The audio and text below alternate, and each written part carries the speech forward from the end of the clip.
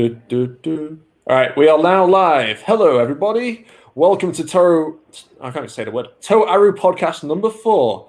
This is the Valentine's Day special, and I'm here with 3 lovely gentlemen on this romantic day for some reason. I know it's tomorrow, but it will be at midnight at least in a few hours here.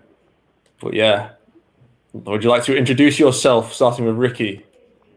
Okay, I'm Ricky. Might be a bit weird here that I'm here, but yeah. What I translate light noise plays blue, and I'm criticize Kamachi a lot on Twitter. That's about it. Yeah, for some reason your mic is like being a bit laggy. I don't know why. Because it was fine it was like fine like during when we weren't live for some reason, but that sounds a bit strange. Okay. Yeah. I don't know why. Could you hear me at least? Yeah, it's just lagging a bit. I think it sounds a bit better now. But yeah. Okay. Yeah, should be all right. Hopefully. Yeah, Malcolm. I've been here a few times, so I'll keep it short. Malcolm, you mainly just find me on Twitter. Excited to talk about children being in romantic relationships with each other. No. You know. Exactly. Oh, no. The Twitter mob are going to kill us for this. You realize this? Yeah. Well, we'll see how many people we upset.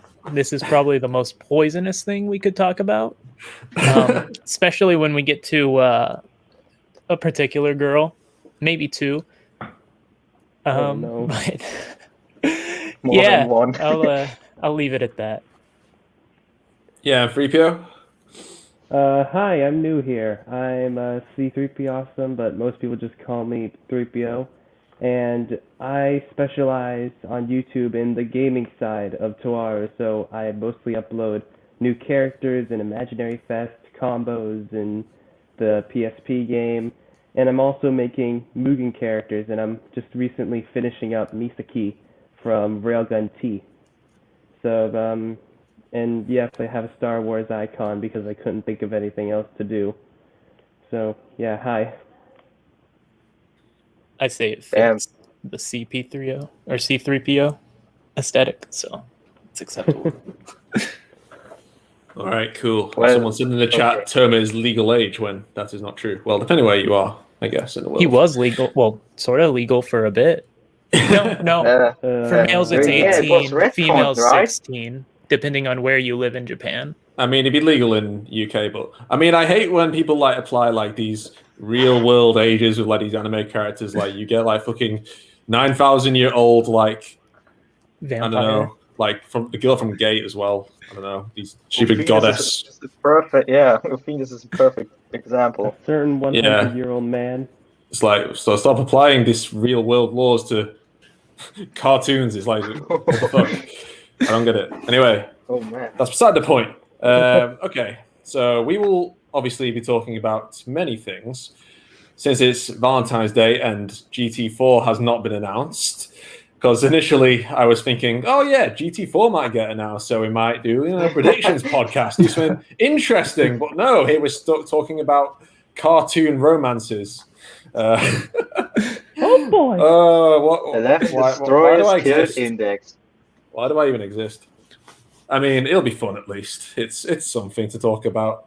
It'll be a nice change of pace, I suppose, from the other ones. Although the first one was kind of a bit of fun, but we did have some serious discussions here and there. Well, yeah, this will be a light-hearted, casual one, but we might talk about some actual proper meaty stuff later on. I mean, we'll be talking about Kamachi's writing to an extent, since we will be talking about his capability to write romance in Index, and we can also talk and touch upon his other series as well, since he does he does go into more romantic content in his other series as opposed to Index. I feel like he tries to avoid like writing about romance in Index. I mean, he more like teases it rather than anything. I mean, you get some couples here and there, but he's talked about it in interviews before. Index isn't meant to be like romantic, but it just sort of happens when it happens. I think he also said he isn't confident with romance storytelling. Right. Well, he did once meet up with the Toradora author. So I don't know about that. Maybe he took some notes how to write a better tsundere. Didn't work out, it seems. Yeah, I mean, it was the first one, right? Like one of the first tsunderes, I think. I would say she popularized it a big deal. Her and she popularized being the tomboy tsundere. I feel like it was mainly Evangelion in the 90s with Asuka that popularized tsunderes.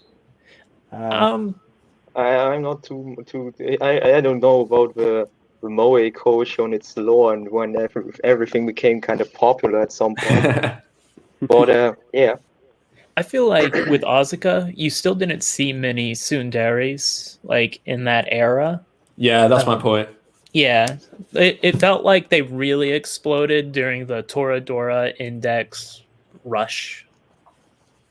Yeah, I think Mitaka in the anime came at the perfect time for her, I guess, for her to gain maximum popularity, which they definitely took advantage in by giving Sisters Arc a lot of episodes and overall the best adaptation in Index 1 probably.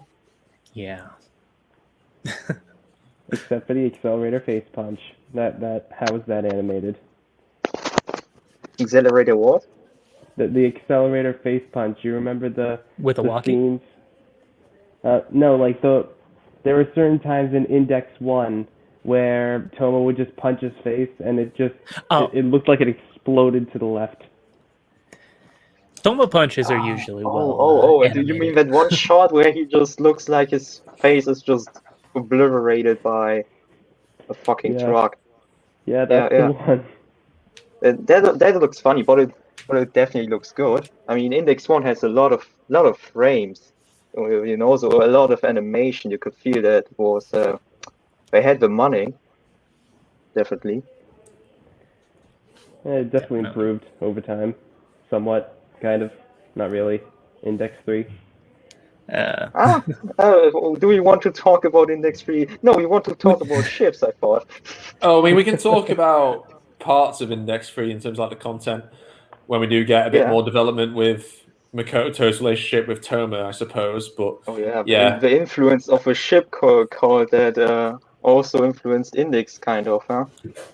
Yeah, we can also talk about, you know, I mean, Hamazura and Taketsubo. I keep forgetting how to pronounce her name. Taketsubo, I think. Yeah, there we go.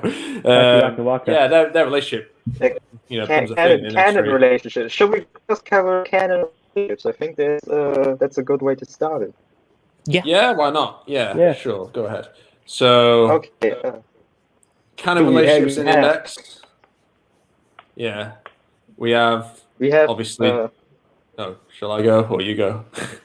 I don't know. I talk about Olerius and Sylvia, who got I just someone on Kamachi land pointed it out that apparently they are married, which no one knew about until they looked up. They translated one of his IF cards, and it's also named in one of Hayamura's art books. But they are actually a couple that is married, and it's quite funny actually, because that means Olerius ran around the world in T-Spoilers, by the way, ran around the world for 14-year looking magic god instead of caring about his wife. That's kind of hilarious actually. Yeah, that made all their interactions a bit more funny to me. So I don't know. I didn't know about this. I don't know if this is an even known thing. Yeah, I feel like it's kind of weird because, like you said, it was in one of the. Yeah, like you said, it was in one of the illustrations at the time in Side Story 2. But I guess Kamachi never explicitly stated in the actual novel. It was just like that one of those texts in the illustrations. And I'm kind of surprised people didn't notice it, myself included. But Yeah, I mean, I always kind of viewed them as a couple, like relationship-wise. They have Sylvia has wives. You know, she feels like a good wife. You know. I would definitely. How do I put this? I would smash her. Right. She's definitely I thought that scene in SS2 is very cute when she just takes in the kids and yeah, okay, hilarious, you suck, but yeah, I take these children, these 100 children you took from a lab to us home. It was quite awesome. Yeah, as I was saying, where I was trying to speak, but yeah, it's kind of interesting how people only realized it from the Imaginary Fest translation. But yeah, I always viewed them as an official couple anyway. I didn't really view them as like just friends. I always viewed them as like a couple in my head because it seems their relationship kind of seems too close-ish to be friends only. And the relationship is kind of funny, like people have mentioned, that it's kind of like Kamachi likes to have like a dominant woman in the relationship. Like even with Touma's parents, like you have Kamijo Shina and Kamijo Toya pretty much is scared shitless by her. And you kind of feel like she kind of pulls the leash on him at times. And it's like when he's, kind of flirting-ish with Misuzu that Sheena's there and he's like, oh shit. It's like he knows he's going to get smacked tonight or something. Yeah, I don't know why. Kamachi seems to like those kind of relationships for some reason. So, yeah. I what people think of that? I do see like a lot of people ship Mugino and Hamazura, and I kind of do see what you said there, like dominant woman. I know my friend really likes Mugino, and he was looking her up, and apparently in the English dub, the voice actress of Mugino originally voiced the mom of Touma, and he was like, oh, so they act the same, so they are the same person. This is just a theory, an anime theory. I thought it was funny though, and now it's just become a joke to us that it's just the same person. I see. Yeah, well, Mugi no Examazuro, that is spicy. Okay, it's I don't know. I feel like that has some potential if Kamachi would have them more interact, because that kind of fades away after NT.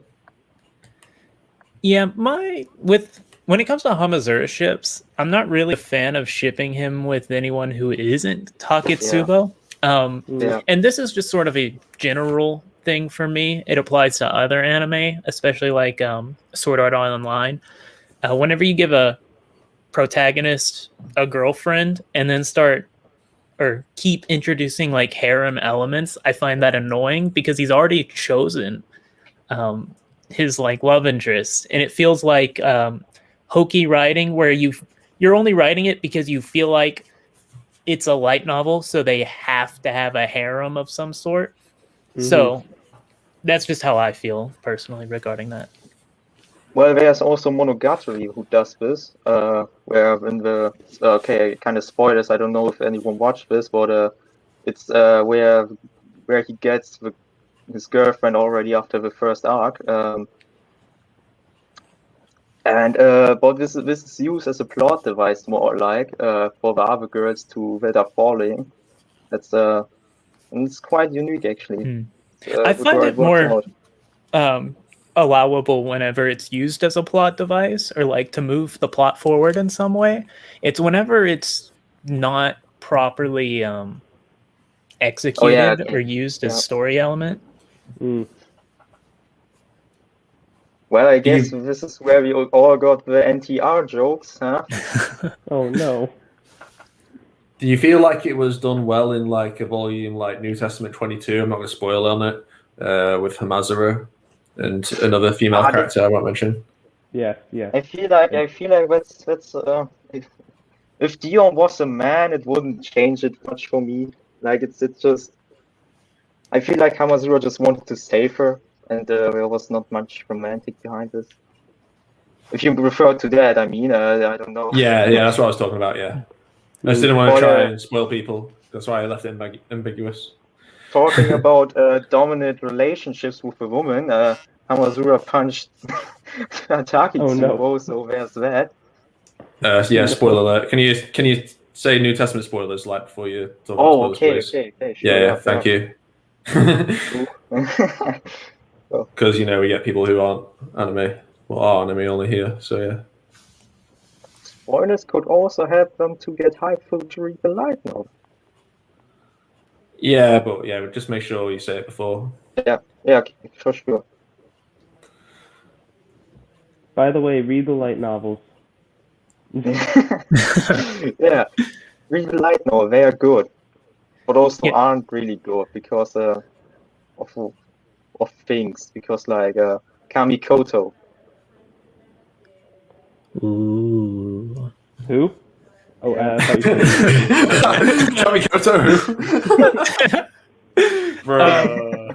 No, I felt like it was fine in 22 because it was used to add to the story or progress it in some way. It was actually used to move the story along. It felt like so. It helped to spoiler alert. I don't know. I just say it helped Hamazura to develop as a character a lot. And that doesn't really have to do with shipping or I don't know. I didn't feel really much romantic tension between them. So yeah.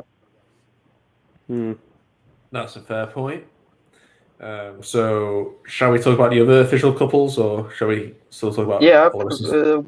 Talking about I don't know. Do I need to say spoilers when we talk about OT? No, because all of OT has been adapted. And let's talk about Uiharu x Kakine.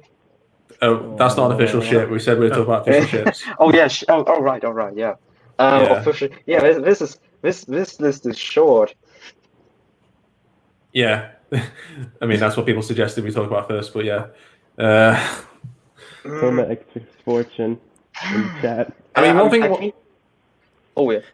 One thing I wanted to talk about with Olorus and Sylvia is that, like someone mentioned previously, he went like 10 years trying to become a magic god, and that's why Sylvia's kind of annoyed at him and wants to beat him up. But yeah, I mean, you think it's like kind of a Touma situation? Like if Touma was like in Olorus's shoes, he'd kind of be like that if he was the husband, because Olorus wanted to become a magic god, but then he tried to save those kids instead. Do you feel like Touma? Yeah, Touma just like neglecting his wife and going like all across the world trying to save people. Maybe that would happen. I hope it doesn't go that way, because it feels like generic shonen. I'm gonna go fight the world. Yeah, it would. Yeah, I feel like Touma needs to settle down and have. I mean, I think you also want a break. Like, don't get me wrong. I feel like every superhero needs to hang up the boots or cape, so to speak, at the end of the day. Yeah, he doesn't even need to go out because it always just comes to him anyways. That is a good point. He doesn't get a break, does he? Nope.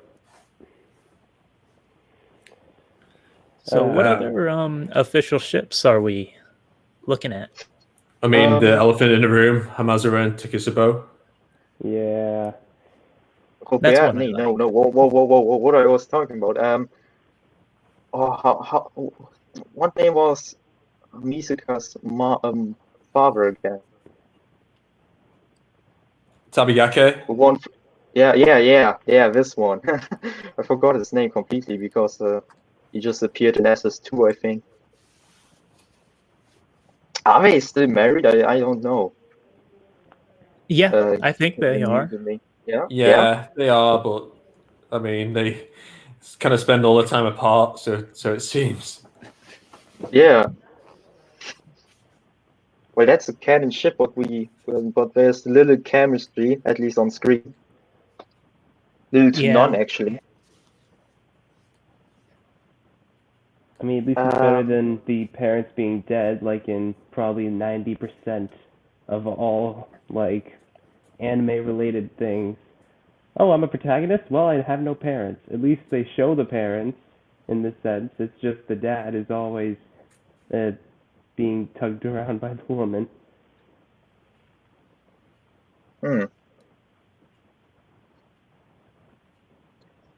I think Index sets it up well for not having to kill off their parents prematurely, just because they have the story already built on the idea that their parents sent them away. Yeah, that's true. Well, you have child arrows, I guess. Literally every railgun villain. I'm pretty sure like 90% of the characters introduced in Railgun eventually get just put off. Like, I think February was an anime exclusive, and they're probably never going to mention her again. Yeah. Well, Silent Party overall was never mentioned again after it was aired. Unlike other filler of Railgun, which is quite telling of its quality. Say it nicely. Quality. Yeah.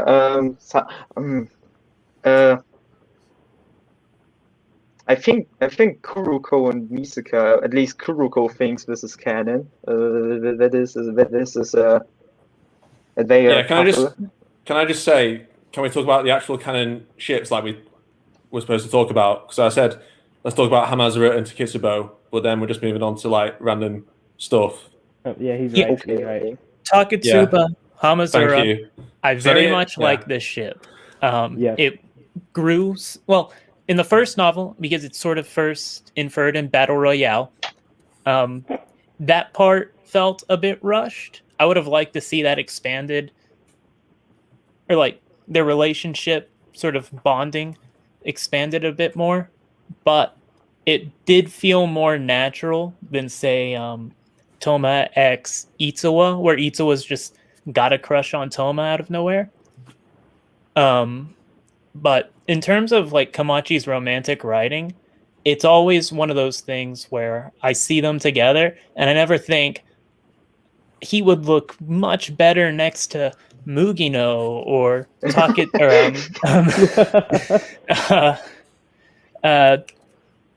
I'm dropping, not my brain's dumb.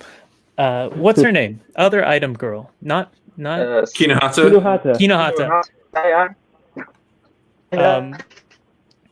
I feel like Takitsubo and Hamazura just have very good chemistry and work really well together, that I wouldn't want Hamazura with anyone else. I think you can put Takitsubo and Hamazura in one room alone, and they would just get along. It just works. I think, and that's pretty much every time they're on screen. I feel like OT 15 Battle Royale set up their relationship pretty well, actually, because it felt natural, like, because for Hamazura at first he was a bit distant towards Takitsubo because she was a level 4 and she's like pretty tough and such, and this but after Hamazura realized that, hey, Takitsubo, even though she's a level 4, is actually quite like himself, a tool to the dark side and such, to Academy City, that they actually become he related to her, and when he got saved by her, and it's just nice. I feel like it was nice, especially one scene where where Hamazura burned that one guy, and then Takitsubo came in. And then later in the elevator scene where she pushed Hamazura away and said, "I don't want you to end up like into ash like the other guy that got burned." That was quite wholesome. Yeah. Yeah.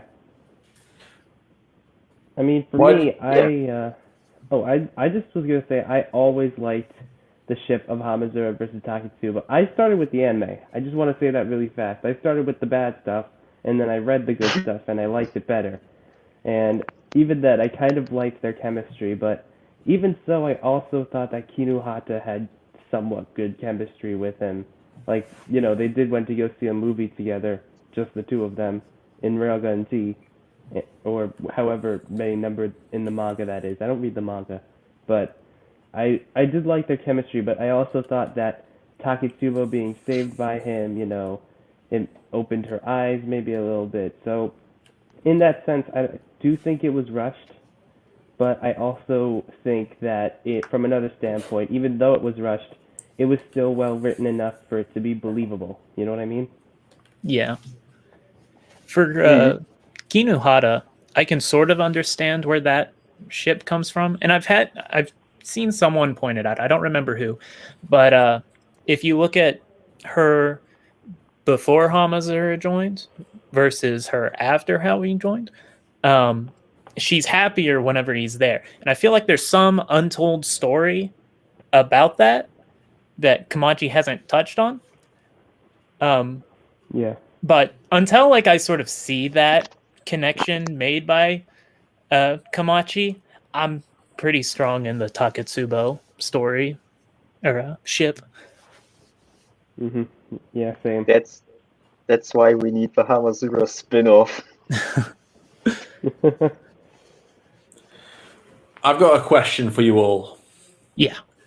Why do you think Hamazura was selected by Kamachi to have a girlfriend or an official love interest, while Touma and Accelerator weren't? Discuss. Okay. Who wants to go ahead? Who wants to start? You can start if you want. So I feel like for Kamachi, he likes to write different things, and I feel like Hamazura is sort of a medium to be a bit more experimental with some of the how would you handle Esper powers without Imagine Breaker or another Esper ability. But I also feel like his relationships and his characterization is also just something for him to play with. I would say Hamazura is pretty experimental for Kamachi, and that's partly his luck. But I just feel like he's supposed to be the anti-accelerator in Touma, which would mean he's actually got certain things figured out, which led to a relationship. Yeah, I think that is probably the best way that could have been handled. And also, your explanation was very good, too. So, yeah, I'm basically ditto that. Appreciate well, it. It's just Hamazura's a character that I think Kamachi is very fond of in many ways. That I sometimes even consider him as his insert MC, because he's Kamachi apparently said once that he got his main inspiration for writings for Western movies like like Die Hard, I think was one. Yeah, Rambo and such. And that it becomes really apparent with Hamazura when you look at for example, at World War III arc, that he's quite for Rambo. Yeah, that's actually a good point. Hamazura does very much have a lot of Western action hero tropes to him. And in Western action movies, you're more likely to have the hero and the damsel together. And he also said once that Hamazura was his favorite character to write about. That was around when OT-19 got released, together with Aqua, actually. So, that's probably why they also teamed up in World War III, because he liked these two characters a lot to try out a bit more fun. Yeah, so I think because Kamachi just thinks he's the Western action hero guy. He needs a girl, and that's just how it goes. He needs a dame back home, as the Western action hero say. Still, he acts dense with his conversation with Karonzon, if you remember that in New Testament 22. Where it sounded like he didn't know what sex was, which is kind of weird to me, considering he's been with Takitsubu for like a few months. Oh my god, I keep saying it Takitsubo. I always do that because I did that in like my first like Hamazura analysis video, where I call it Takitsubu, not Takitsubo. Oh. I mean, Takitsubi. At least we know which character you mean. It's like Golden Piggy. The one in the long ass name. Maybe I should just call it Rico. That might be easier. You get the comment that's like, actually, her name is Takitsubo. Yeah, I got a load of those, and I'm like paranoid about it now. So that's why. People say, "Oh, you can't pronounce any of the names right." No, I actually pronounce Shiage right, which is, I mean, it's better than saying Shiage. Shiage. I have a hard time with Kakane because I default to Kakin, something like that. Yeah, but it's Japanese, which has. Yeah, I mean it's weird, but it's how Japanese works. Kakane. Whoa! Did you just call the Japanese language weird? Yeah. So offensive. Languages are weird. Yeah. I guess that is true. Yeah, they should all just speak English already. I don't know about that. Look at Kamachi's English names. Those are the best part. Bird way, everybody. Bruh, I want to be able to name my future child like Kamachi can. I recently reread Style SS, and there's one character who's called Tia Deos Electra, and that is one hell of a name. You gotta be kidding me. Yeah, you can look up a wiki. There's a name called Tidios or something Electra. Yeah, I thought it was like Theodos or Electra or something. Theodos, yeah. Something like that. That's just silly. That's just silly. Oh yeah. Oh, that's not Beverly Seafer.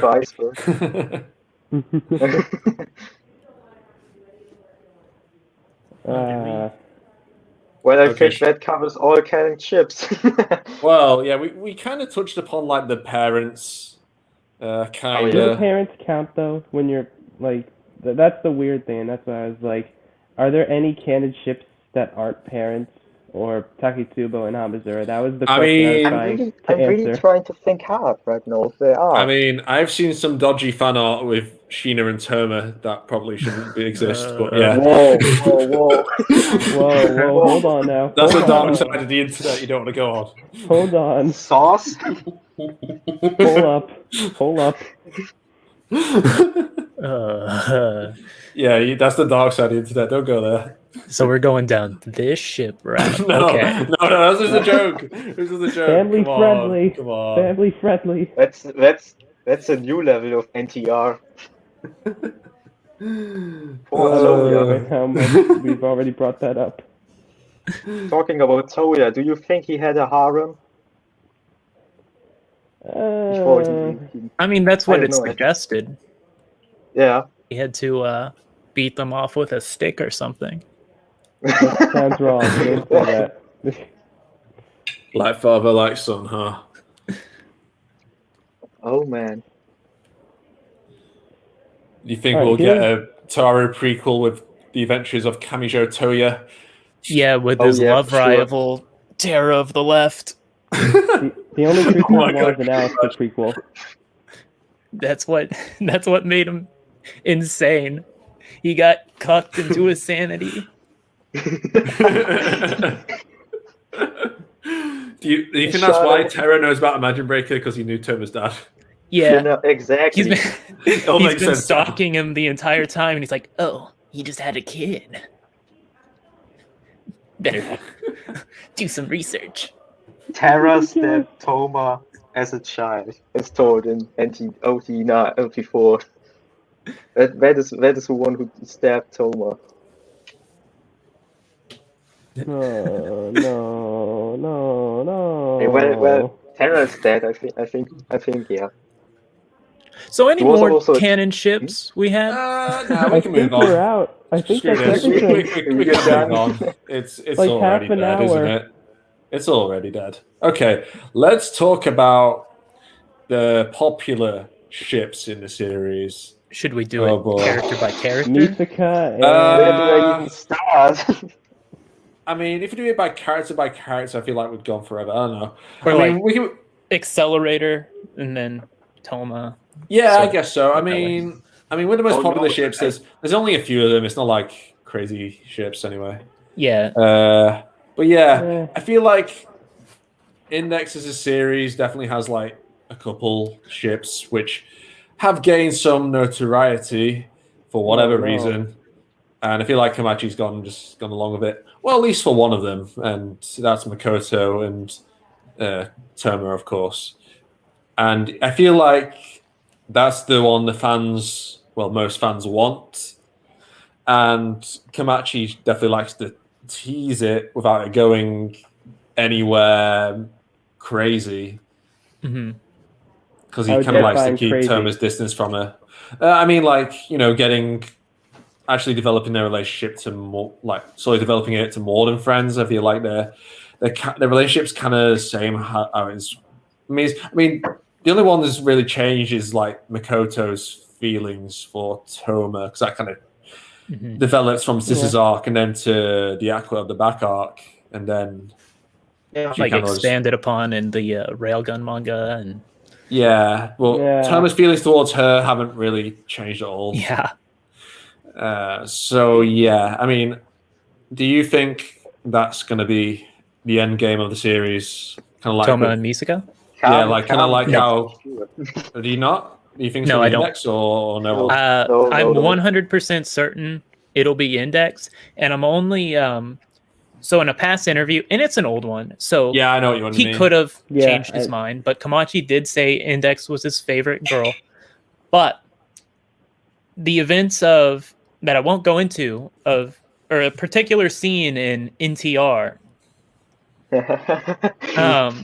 Oh no! It's still heavily suggested that that's the end goal.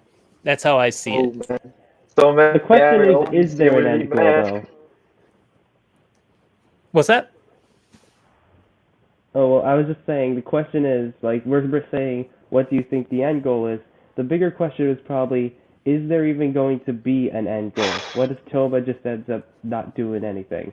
He just that's what 75% chance says it'll be ambiguous, but if Kamachi does decide to on a single girl, it'll be Index. I'm fairly certain. I'm fairly certain actually that Kamachi might not even pull any ship event.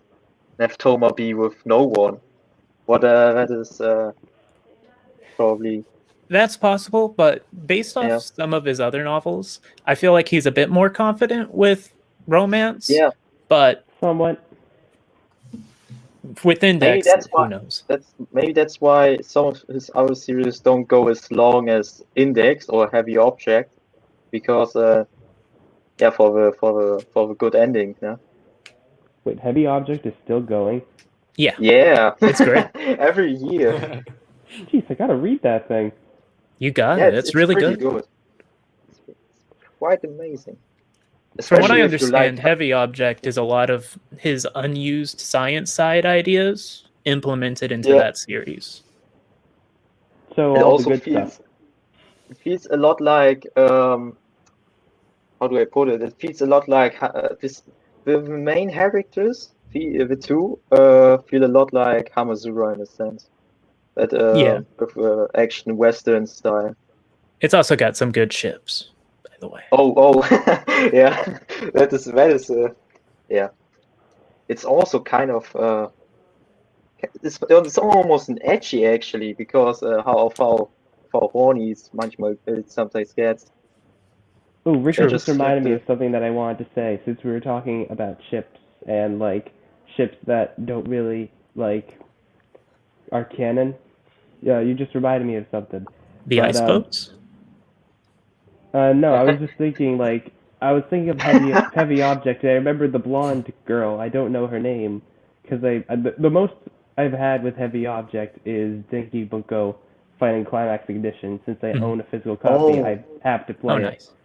But the blondie reminded me of another blondie in Index that doesn't seem to have a whole lot of canon or fake ships, and that's my favorite character, Tsuchimikado. He has absolutely nothing except his sister, which is weird.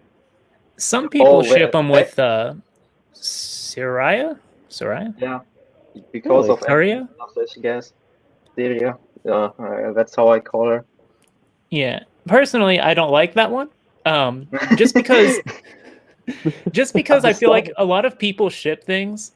Like, these two characters interacted once. They're meant to be. My Hero Academia shippers be like. That's exactly like. But that's just personally. I mean, there's his stepsister. No. But it's basically a canon ship. Yeah, with Micah, I know that Motoharu actually really flirty towards her and everything. I mean, most of the time, actually, it's not even with her personally. I don't recall many times like Motoharu actually flirting with Micah directly. It's more him talking about her, and that's why I'm kind of under the impression that he kind of just does it just to be silly and just have this fake persona to kind of hide his true spy identity. I never really get any I don't know. I don't really see any romantic thing between Micah and Motoharu. I feel like obviously he loves about her, but I feel like more obviously a sister way. But I think it's just because he advertises himself as the Syscon sergeant. Yeah, but I feel like that's kind of like the cover up for his spy identity. I don't know. It's possible. I mean, it's pretty clear that it started off as a cover up, but he eventually did start to care for her like a sister, or maybe more. I don't know. It's sort of weird, right? Because they technically this whole thing is weird. Brother sister thing is a cover up, So in that regard, they don't really have that relationship, at least in Tsuchimikado's eyes, maybe. But he could also possibly think of it as that way. I don't know. Didn't Micah once said that one might get nosy to Touma once? That she wanted Touma that might get nosy in her room. Yeah. And that was Big Brother instinct, though. Was that in the novel or was it just in the anime? I feel like they said that in the anime. I think that was also in the novels. Maybe OT3 or something. Bro, did that actually happen? I don't remember that. Is that even a reference to what I think it is? Oh no. Yeah. Oh no. Are you serious? Oh no. I mean, it's fine. They're not blood related, of course, but I mean, still, I don't know. It could have just been one of those out of context things, but I feel like Micah's too pure for that. I feel like Micah's not that kind of girl. No, because Mikoto tried to get her to no. buy those manga, right? The ones with the saucy scenes. All right. Micah's, I don't know. She's kind of horny, I guess. Maybe she's covering up something. Well, I don't know. Oh no, she's covering up something very different. Oh god. She's the type of girl who pretends to get stuck in the washing machine. She's like, "Oh, stepbrother." Children, everybody. Jesus. Welcome to Kamachi world. Oh no. I mean, that's something that Kamachi could probably pull off. I feel like if this was Fate's Day Night, then it probably would have happened. I don't know. It's sort of a different view in Japan than it here is in the West. I think it's still considered sort of weird in Japan, but more socially acceptable. Did you fuck your sister? Well, step. Well, Japan actually, Japan is known for its inbreeding, apparently. That's I mean, you can legally marry your cousin, I believe. Yeah. Though, I mean, is a stepsister inbreeding because there's no blood relation? Yeah. Okay. Yeah. Maybe it was. That's the loophole. I can't believe we're talking about this. Why are we talking about I think This is important. Let's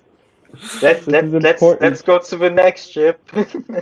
Yeah, next one. Yeah, we kind of went from Makoto and Touma to like Micah and Motoharu, and then just like into like. Okay, yes. Right. Okay, so yeah, I mean, there's also. I hate to mention it, but I mean, this is more of an anime fan thing I see, and that's Accelerator X Last Order. No. Okay. Oh god. No. All right. Mood is destroyed. I don't think, yeah, from your responses, I don't think anyone would want to approve this No. by any stretch. I've seen people ship it. Yeah. I don't. I mean, I've seen justification for it. It's like, brother sister. The Accelerator manga is the justification for it. Oh, I didn't mean from the actual books or anything. I've seen someone say that something like, oh yeah, but when like 10 years time, like because of their physical age gap, you could say, not because she's a clone, so she's technically not even a year old yet. But you get what I mean, her appearance. What age is she like? Physically supposed to be like 10. Yeah, but She's I've seen him say that. Yeah, something like that. I mean, I've seen him say that. Oh yeah, in like 10 years' time, it will be weird. But it's like, yeah. So like, come on. Okay. It'll still be weird. For me personally, it's so I've heard people say it's only a 5-year difference or a 6-year difference max, which technically isn't as abnormal. My issue for that argument particularly is that she's prepubescent. Therefore, there's nothing he should be attracted to there. As much as the lolicon accelerator joke stems from it. In terms of canon, there's the Accelerator manga. Oh no! Why? Why is everything going back to Accelerator manga? To argue against the Accelerator manga's presentation of that being canon for LO to like Accelerator, Kamachi is very easygoing. As in, he really just lets the mangaka write the characters however they want. And he handles the story based off interviews of them talking about it. So, I think it was purely Arata misunderstanding their relationship because he's shown multiple times he doesn't fully understand particular aspects. It feels like he only read up to halfway through OT and then like maybe wikied the rest. There's that one NT9 Touma panel. Yeah. And not just that, Makoto was in her winter uniform before the winter segment of the story. That's so weird. And then he goes and Black Wings Owaki. Poor Owaki. Which wasn't what happened in the novel. Yeah, he's not meant to have Black Wings at that point because it's kind of meant to be from Fuse Kazakiri activating that he gets the Black Wings. I think because of the because of the tree actually in the what's it called the first arc.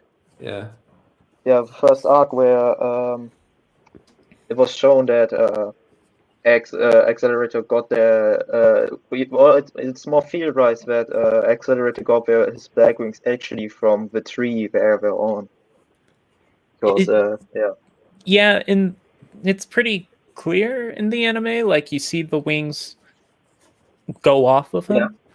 But that's true. It's so cool it felt more like it was still in an unawakened state at that point. Definitely not pull out of nowhere against a walkie. Like, I don't know. Was it actually Black Wings? I never noticed. I thought it was just the tornado Black Wings in the final chapter. Oh shit. But well. Anyways, Last Order. It's clearly supposed to be a father-daughter relationship. Like Kamachi is pretty clear about that at the end of one of the novels. Yeah. There's sometimes, and it's not abnormal for like a young daughter, to have like a crush on her father, which like sometimes Last Order can sort of come off as like clingy like that, but never like taken seriously like that manga would suggest. Thank you. To be fair, manga. don't even. Oh. Go ahead. No, I was just making a joke. Just saying that thank you to the manga. That's sarcastic. Well, what was I about to say? I don't know anymore. Sorry. No, it's no biggie.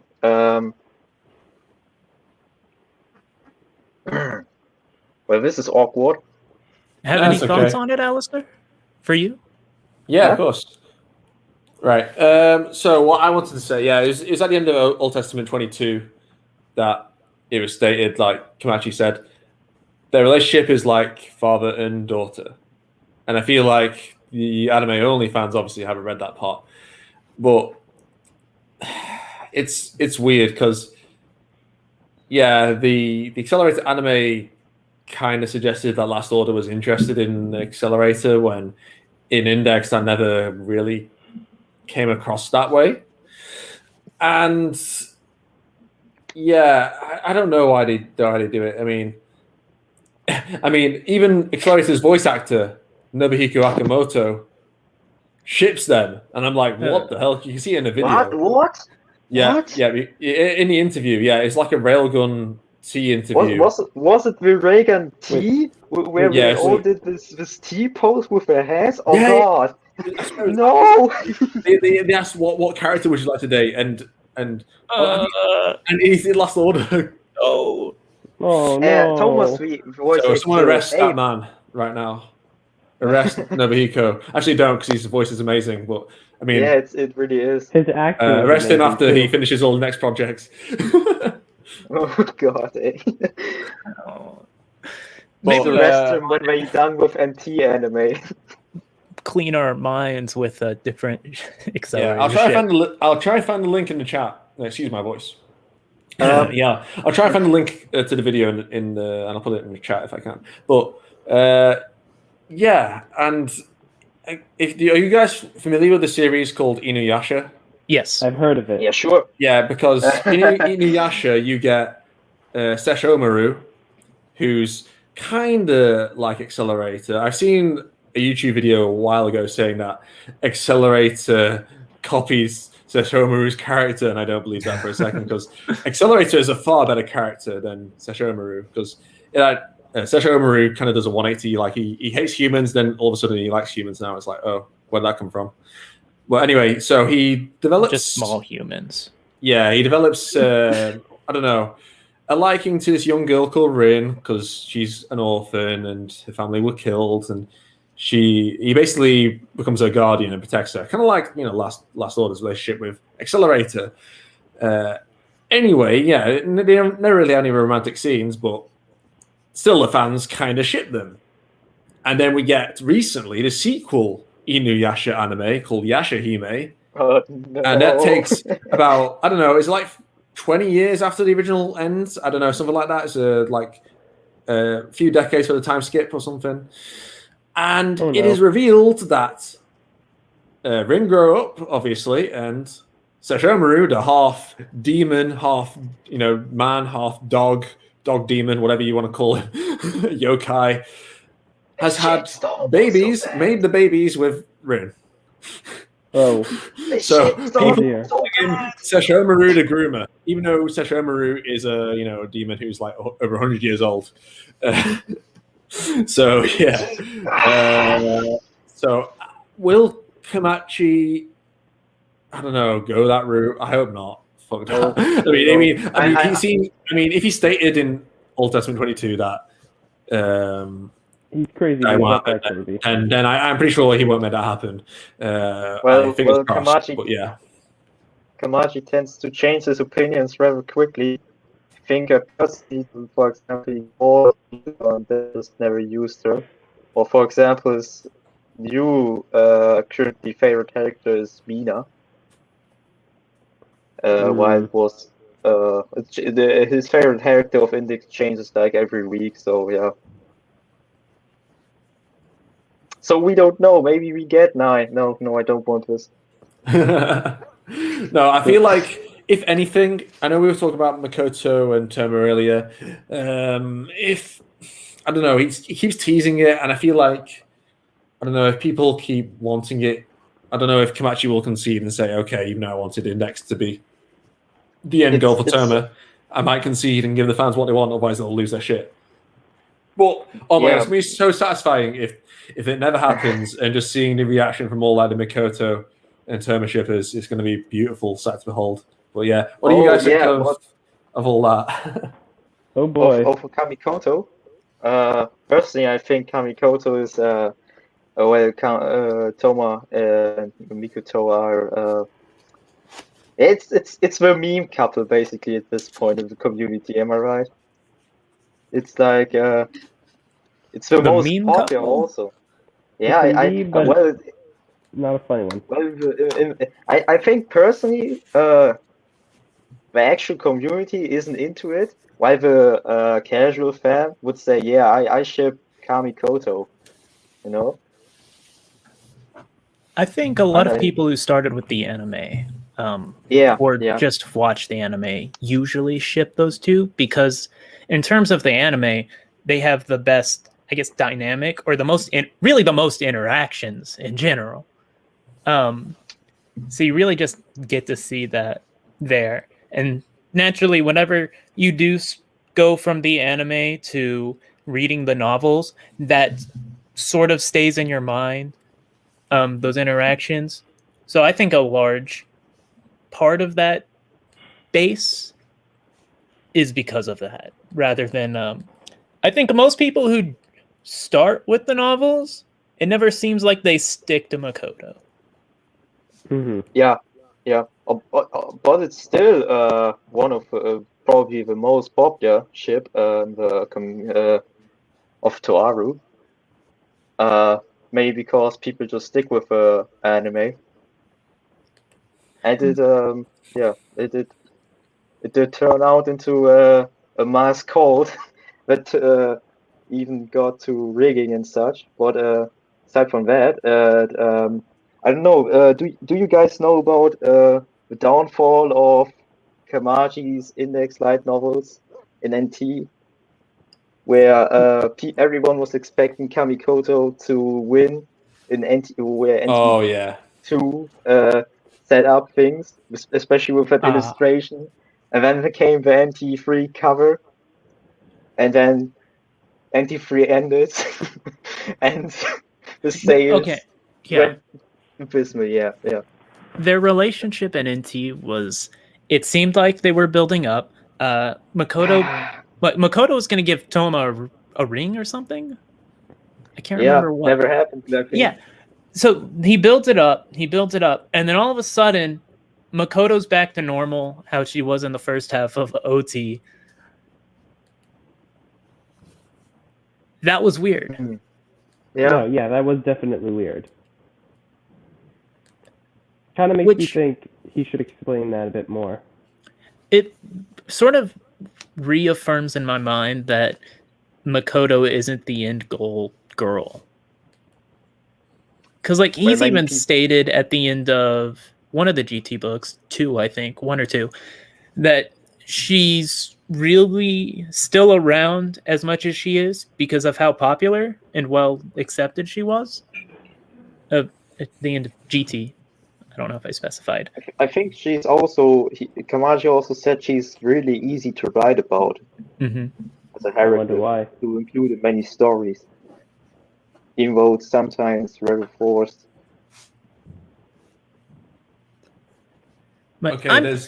Sorry. Yeah, I don't hate Touma x Makoto, though. Like, I do think they have a good dynamic. I think she's a good character. I think they work well together, and they play off of each other very well. She's just not my favorite ship. I feel like there's better ones. Yeah, that's fair. Yeah. It's completely understandable. Well, I do feel like it's annoying though sometimes, like the fans, but yeah. Oh, no problem. I mean, at least the Toaru fans, like, I've heard, I used to really like My Hero Academia. I still kind of do watch it every now and then, but I know that Hokoshi, the guy who writes it, was getting like death threats about certain ships not making them happen. At least Kamachi, at least publicly, hasn't been through that. You know what I mean? Like we're all very smart people here. Let's Hopefully. Yeah. Well, Kamachi, we also don't know Kamachi's real name and such. He probably fought already so far to not or have a public Twitter and such. Oh, I don't know if he has a Twitter, because there's a Twitter with his name, but I don't know specifically if I he's assume it's run using by it. an intern. Yeah. Mostly to advertise his novels. Probably. Yeah, he probably made the right decision, not revealing his name or identity. I mean, a lot of light novel authors do choose to do that, so it's not just with Kamachi. Yeah. Yeah. Oh yeah, let's talk about. I think is the third most popular ship. So I think Makoto Touma accelerated last order, unfortunately, because the anime fans make up the most of the fandom at the end of the day. And the third one I feel like is the most popular is Makoto and Kuroko, simply because of the relevant anime. So another sigh.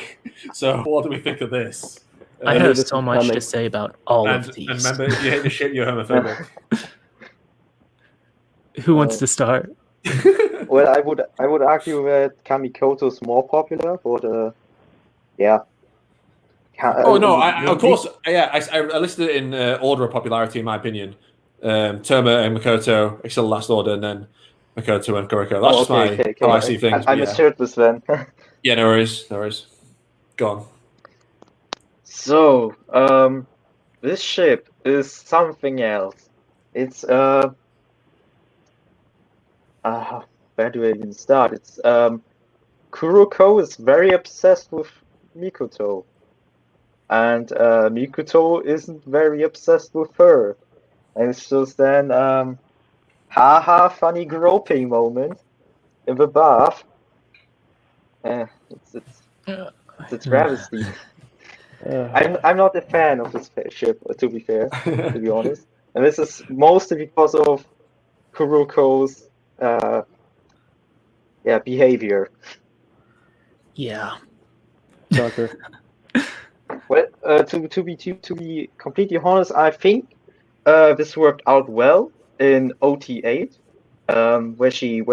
where Kuroko generally felt like, I like Mikoto and her ideas. I think all of this is very. That shit. Wrong one. There you go. To be better. Oh god. Oh god. Yeah. That was a very. There was many good moments where Kuroko just said, "Yeah, I respect Mikoto's ideas, and I would fight for that." Well, she also thinks like, okay, maybe I can also die for that, and kind of extreme. There was this one scene in the current recently finished Railgun manga arc, where Kuroko would almost be hit by something that would get killed, but yeah, she could just avoid it with her ability. But instead thinks, wait, if I don't dodge, what if Mikoto would just save me, and then I could feel her chest on my face, and then it's just it's yikes. Yeah. Of course, it's Okay. So, Brace yourself. all right. I mean, gosh, Twitter. Okay. I'll tread lightly. Cancel culture is a thing. Ooh. I hate it. I hate it so much. Oh gosh, I hate it.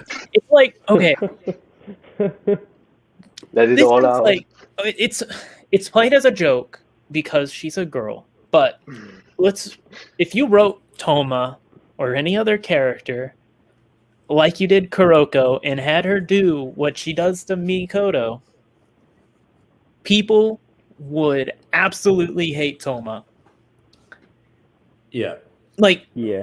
it's straight up attempted rape. Yeah. She tries to drug her on multiple occasions. And at first I was like, it's not that bad in the novels. Like, it's not as bad as it is in the manga. There's the beginning of OT8 where I think in that one she teleports into the shower. And it's like, oh yeah, sexual assault. Okay.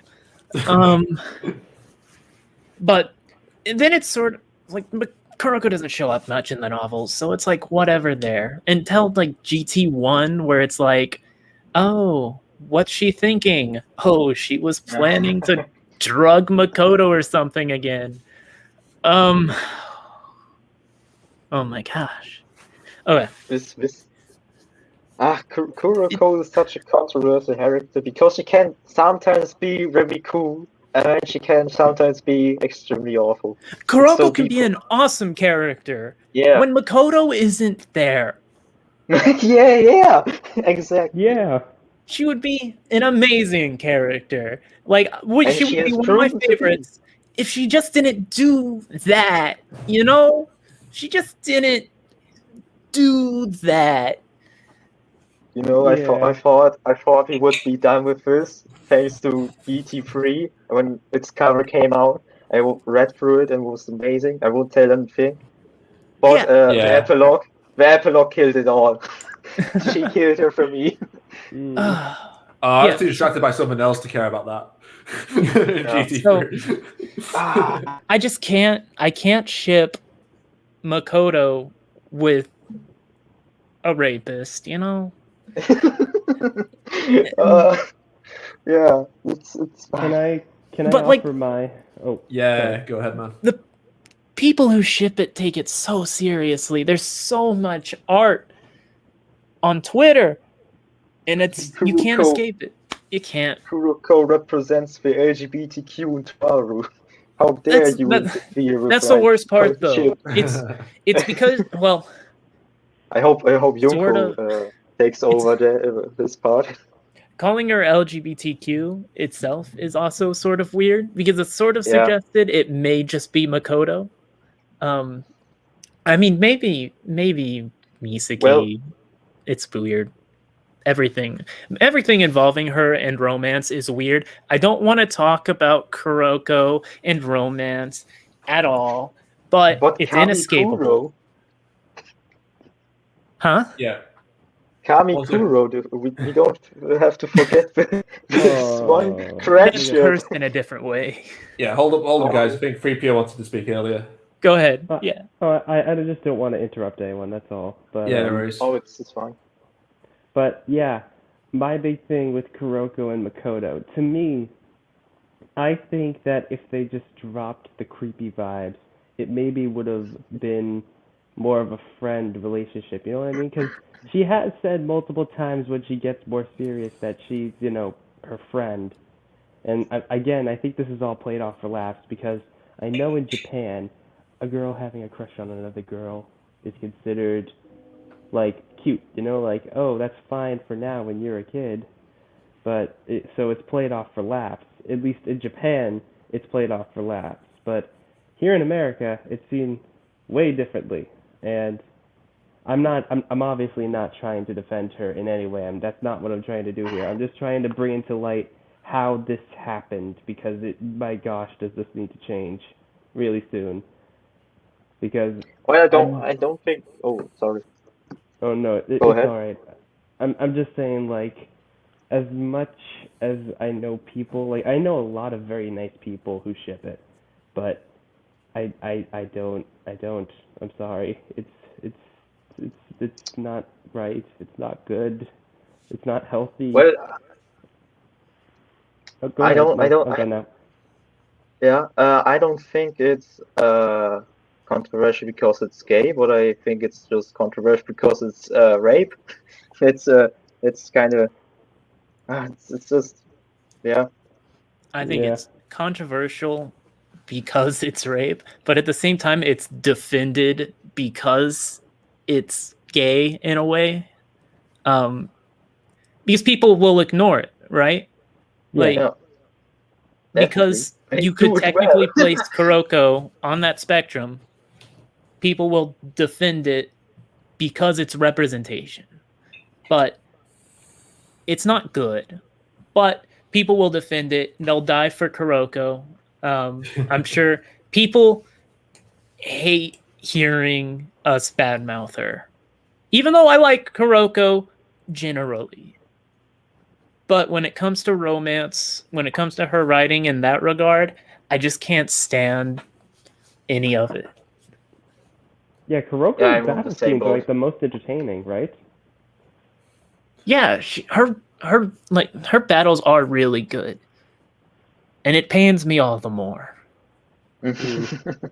Yeah, you want to like this character, but there's just that one thing that it just can't. It just won't let you have it. That sweet, good writing feeling. That, for example, that Reagan. Oh, yeah, that's a really good one. Reagan Daihai Heisai, or I don't know how to spell this out. In that arc, No. no. Kuroko actually has a memory about Pikachu, but fucked, and so she doesn't know her, and their chemistry is like 10 times better for some reason. Oh no, not for some reason, for obvious reason. And it's just so, it's like peak Kuroko for me.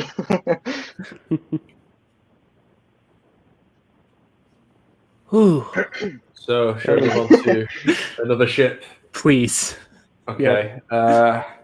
So, yeah, I mean, we could talk about the concept or notion of Accelerator X Touma, unless you want to. Oh, sure. That is Okay. I want to start. Okay. Because I've seen that gain some popularity in recent years. From a niche corner of the community, at least. Wait, which ship is it? I blanked out. Accelerator and Touma. Okay. Better than There's- Makoto X Kuroko, in my mind. Okay. There's apparently there are some there are some scenes, some lines that imply also that there's a canon fan fiction of Touma X Accelerator in the series, written by by Alistair. Well, it's theorized it's written by Alistair, but it exists apparently because in one Reagan scene you can see on laptops on Uriharu's laptop that there's something strange, and it's Touma X Accelerated for some reason. I don't know how this exists, but it's very meta. I didn't notice that Easter egg. That's cool, in a way. Yeah. there's art of Alistan and Uriharu having their stand there with their fan fiction copies, hardcovers, and they're sitting there waiting for customers. I remember that now. Yeah. That's it's pretty cute. Well, the show itself, I mean, was there really any romantic chemistry between the two outside of no, really, is there any?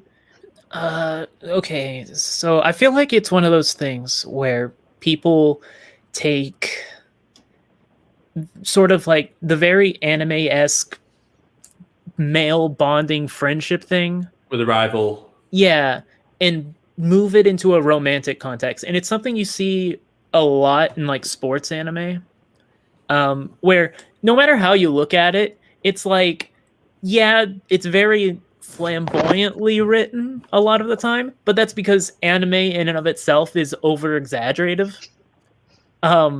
But people will willfully take it and convert it over to, oh, it's not just male, like, it's not a bromance, it's a romance. Mm.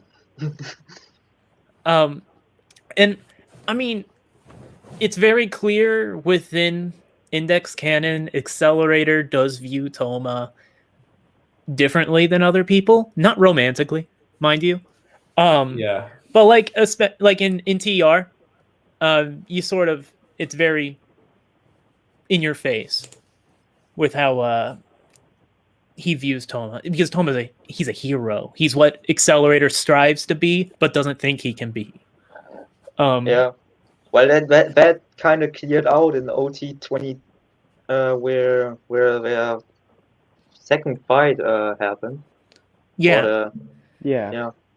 Now, if Yuriko was canon, I would ship it so hard. But it is canon. Remember OT6? Kind of in the MMO. Yeah, it was. Yeah, why did Touma even like imagine Accelerator I like think that? it was an Easter egg because supposedly Kamachi did consider making Accelerator female at one point. Yeah, I mean, I still find it kind of funny. Like he thinks of Accelerator in that way, so maybe there is potential. I don't know. But no, I don't know.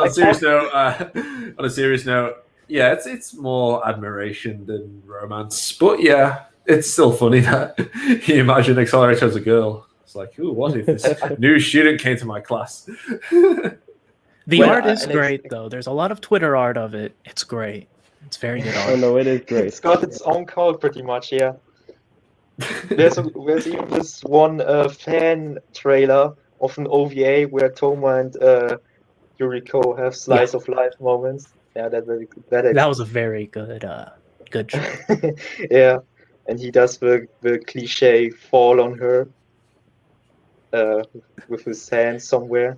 No, I like in the Index Ton short, whenever Touma slaps Accelerator's hands away, instead of getting mad, he blushes. I think that's where it all started. Yeah, it's a very meta joke, but it's funny. Yeah. Well, I think Yuriko actually exists as a IAM being, or that's what I think people think, or that in the MMO it's all.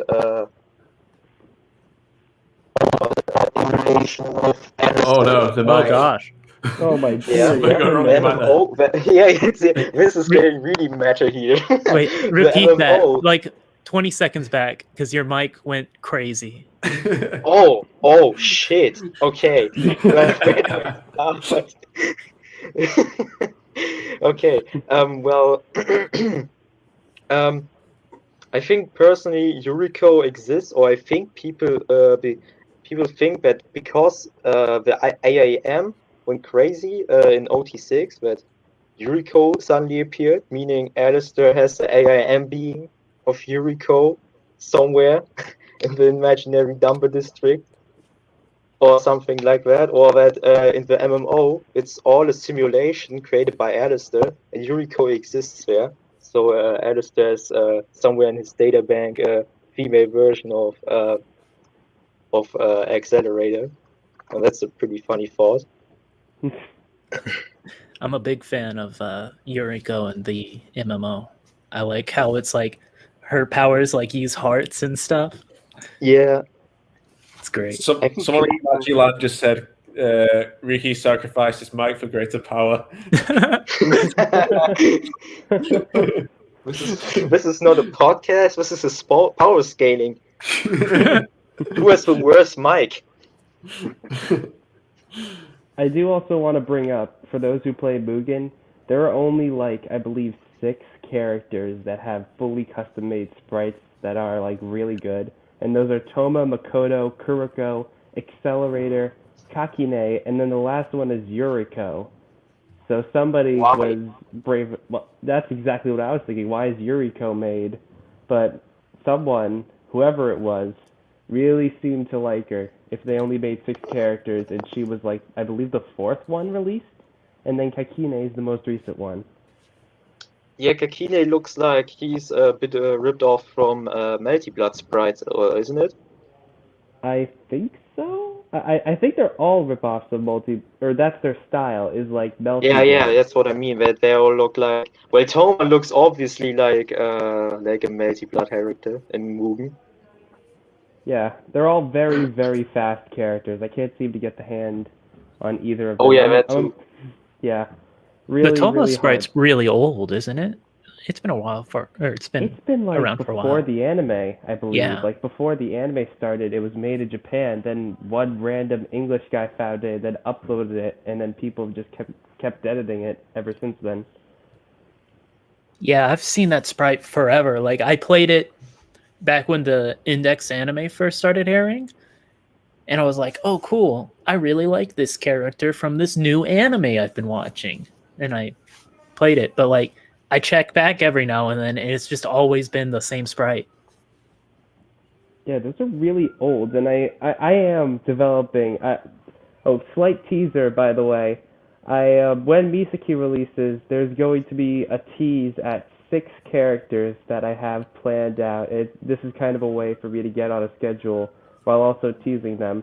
One of them is Index related and is someone that people have wanted in the game for a long time. He is technically in the game, but it's an old version of him. And that's all I'm really going to say on it without really spoiling it. Bless you. You're doing God's work. Nice. You can speak the language of the angels, apparently. Yes. Oh.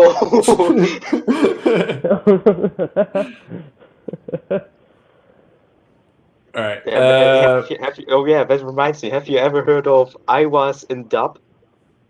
Oh no! Oh No! That shit's awful. It's the it's worst voice of all time. I think it's super funny. Like he sounds so humorous. It's just. I can hardly remember it. Oh, go back and watch Iwaz's dub voice. It's honestly like the worst dub I've ever heard for a character. No.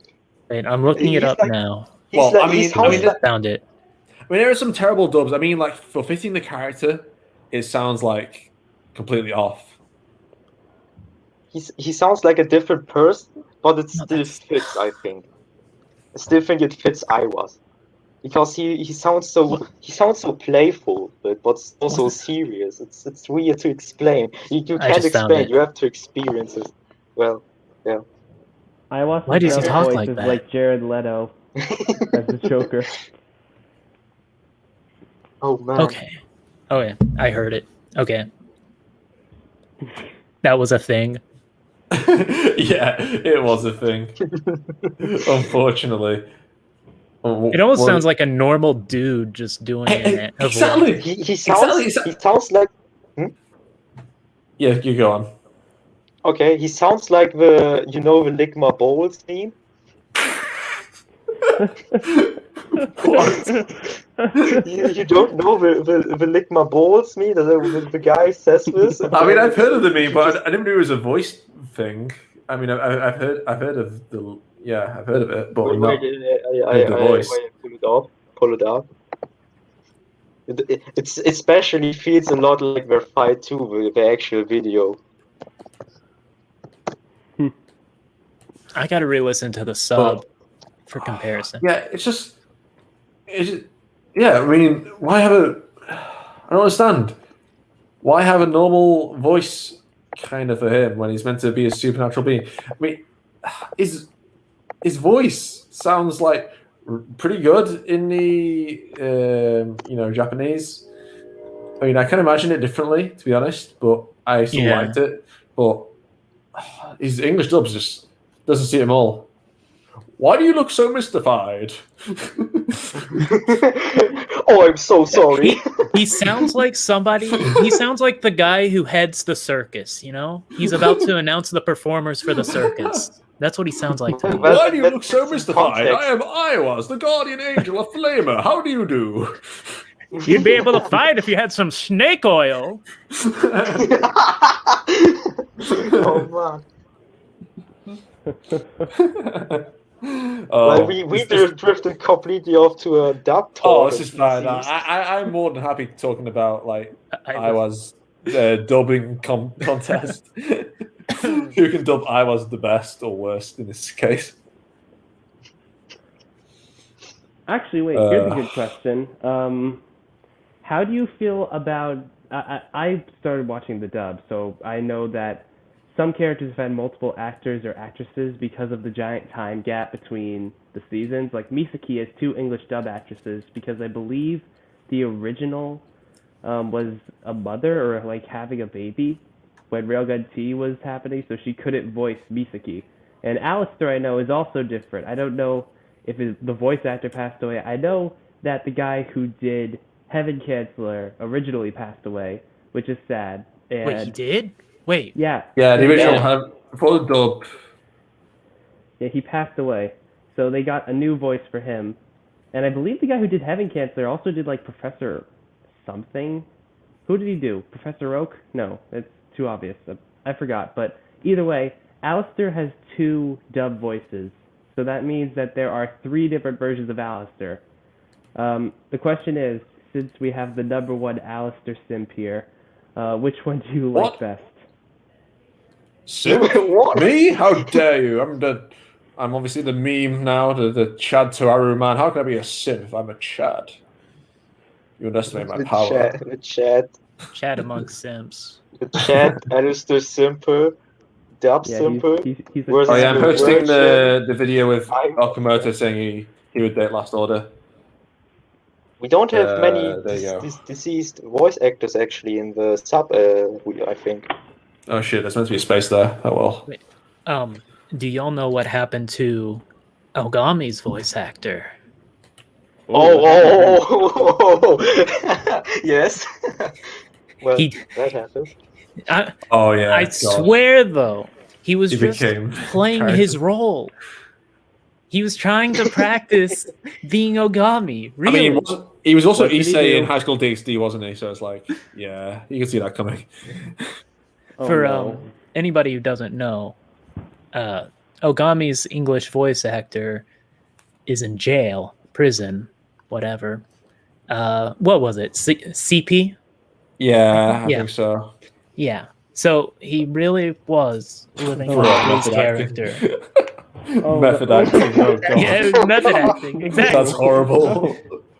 Oh, we should joke about this. I think. No, the English one I noticed, or the new one, they made a slight change, and he uses a fake Western accent.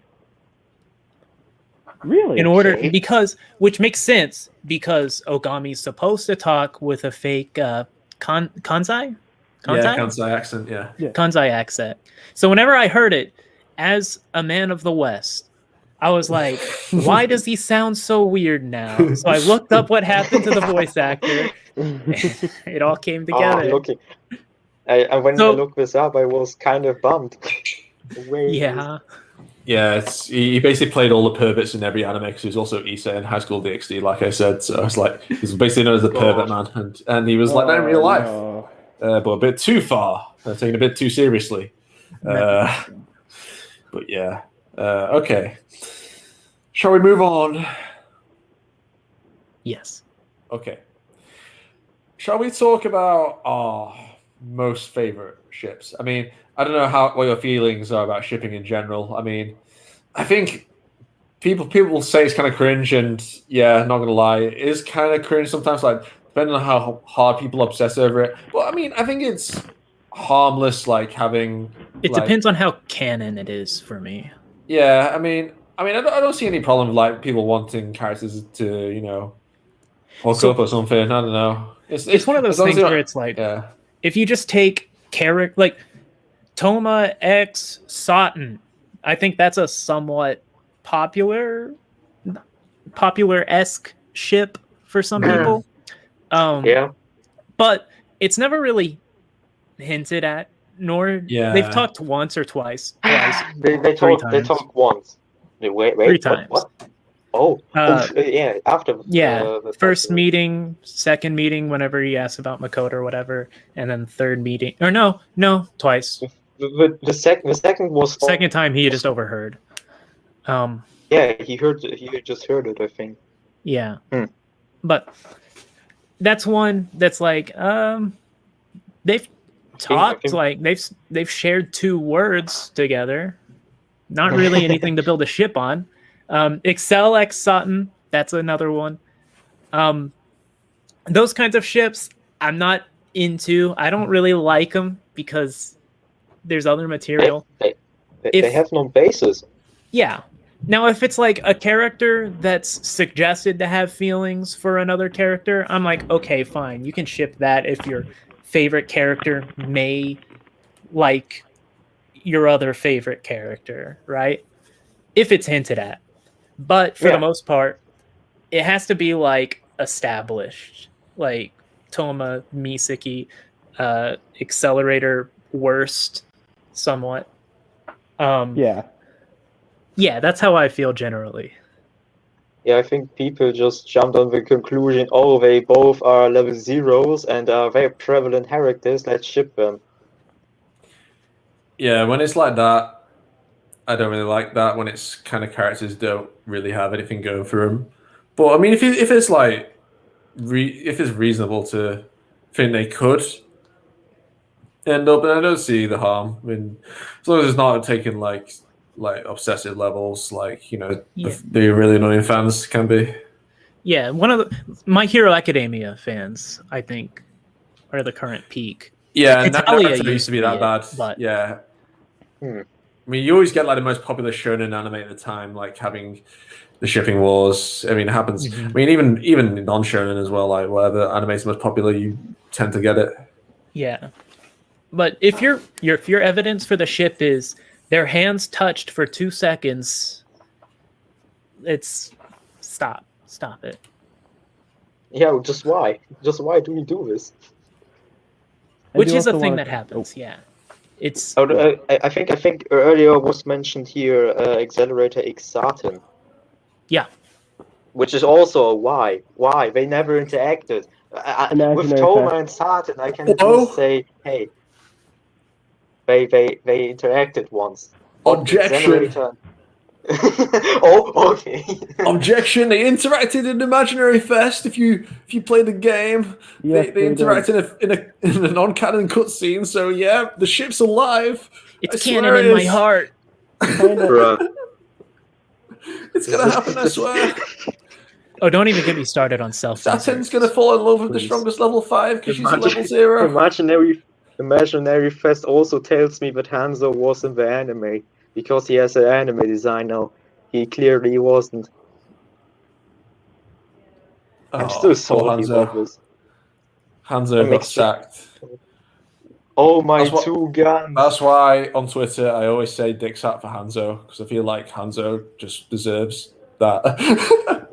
Hanzo on the Kamachi then server is basically a meme now, considered as who? Bro, on the 10th anniversary of Index 3, we should all do a dicks out for Hanzo day, just in respect of our boy. Oh, definitely. It was sad. A race from history for Hanzo. Dicks out for Hanzo. I'm not agreeing to this.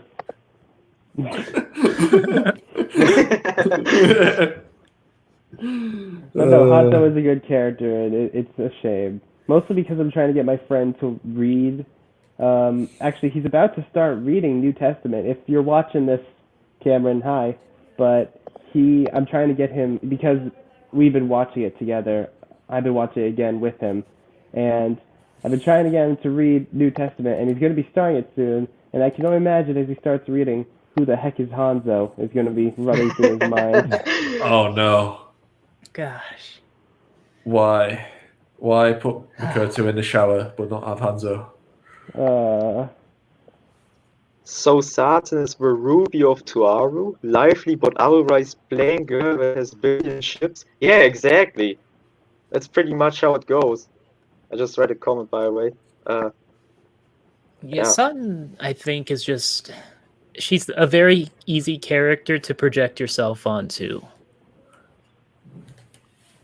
Yeah, I agree with that. She is... Well, it's because she is a level 0. Like, the number 1 most requested character for me to make right now in Mugen has been Sutton for, like, months. What? Despite her... Bruh. Yeah, no, really. No, really. I've gotten more requests for Sutton than any other character. Will you do why?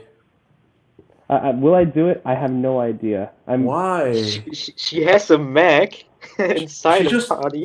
Why? I don't understand. Like what? She has She's not gonna... Oh, sorry. Yeah, it's alright. She doesn't have any variety. I mean, you could do it when she's like has the level up and do some like. She's got the baseball bat. Baseball bat, yeah. But the baseball bat. That's yeah. Bro, no, don't listen to them. Like screw them.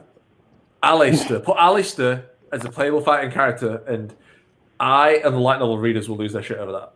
Oh, and they will go crazy. Use Sutton's virtual on bot.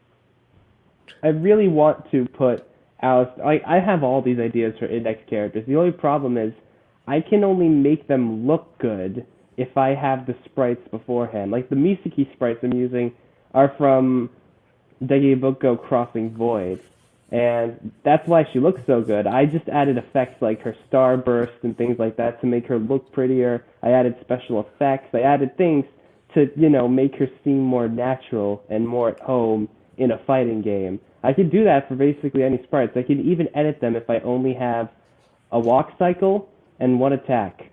But I just need something first. So that's why I have been holding off on doing characters like Alistair. I do want to do them. It's just right now I would need some good looking sprites, because the last thing I need is to make a character that looks bad. If I want to do it, I want to do it right. Yeah. Makes sense. At best would be an actual index fighting game officially. And I don't talk about the PSP one, I talk about like Street Fighter, like Blaze 2, etc. That would be great. Yeah, that 100% needs to happen. I mentioned on my Twitter I'm making like a video for that. Nice. Oops. Well, where Kamachi actually said once that when he writes his characters or designs his characters, he often thinks of them if they would be in a fighting game. But the Junko up, we said that she would be like have many kinds of dashes, and she would be very fast and such, and he basically played around with the idea always that she would be in a 2D fighting game. And I find that very interesting, and that I see many index characters be playable in an index fighting game, and talked many times about how an index fighting game could look like on Discord and such. It's maybe just a dream. Just a thing. Well, who knows? Like, this year so far, I'm a big fighting game connoisseur, and this year the only fighting game that's like being announced is King of Fighters 15. So there's a lot of open slots for new fighting games to come out. So maybe not this year. Well, maybe not the next one, but who knows? Strife, Guilty Gear Strife comes a few months, I think. So that exists. Well, anyways, next ship. Or do we want to continue with the current one? Which is even the current one. Yeah, we can continue with... Well, yeah, I want to talk about our favorite ones, I guess. Oh, yeah. So, I'll say mine. So, probably my favorite one is Accelerator X Worst. I know they had a hostile relationship at first, but in New Testament, without spoiling anything, they do get closer, obviously, because they're now friends, I suppose. But yeah, they never really go anywhere. But I still think they have good chemistry when they interact, and it's not really stated explicitly that worst has feelings for Accelerator. I think it's a bit on and off at times, honestly. But yeah, with the other one is Shoko X Touma.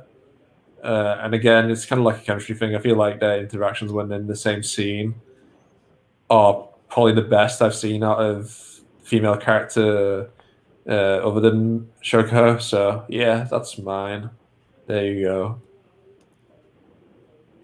So I guess my favorite ships have always changed, as the novels progressed. In OT, at the end of OT, my favorite was like Touma, or for Touma, it was Touma and Itsuwa, because Itsuwa is my favorite girl because I'm weak to the domestic girls. Okay, I'm just girl who will cook for me.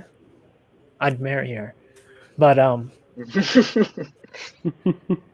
But then Itsuwa was completely forgotten about, and she's at best she got a name drop in TR. So at the end, where we are now, after the Othinus arc, I was big on Touma Othinus. But then Kamachi did Misaki, and it was just, who's Othinus? But so Touma X Misaki is my favorite, though sometimes I will switch it around back to Othinus, because if I'm just in a magic side mood, it's like I need my magic side girl. But Misaki's best girl overall for me. I do still think Index will ultimately win in the end if Kamachi decides to fulfill a ship. But Misaki's tragic stories, like, they hit me in the heart somewhere. You have a heart? About that. That's why I said somewhere. I just don't know where it is. But yeah, Touma Misaki for life, especially in GT. Going into GT, it's just Kamachi's pushing it with GT2. Oh, when she I can't say it, but I love her. I love her. Oh, isn't that cute? Yeah. Yeah, that's very cute. Nakimakura already ordered. Oh God. JK. Just kidding. I don't buy those. Yeah. In my opinion, Mikuto X Touma is like watching a car being stuck in snow, and watching Misaki X Touma, it's like watching a dead car stuck in snow. It's like I don't. It's like spoiler alert. Point T, because no, I don't have to go into spoilers. Actually, it's like it doesn't work. It just can't seem to work, because it's like this constant rewind. It's like yeah, I don't know how to feel about this ship personally, because it's like this much back and forth, and can't seem to develop because of certain reasons. And it's kind of frustrating to watch, if you know what if you can understand. Like, it's just I'm conflicted with this ship. Ship is all I'm saying. But I can see why people like it. It's like NT11 tries very hard to be very to be very emotional, but yeah.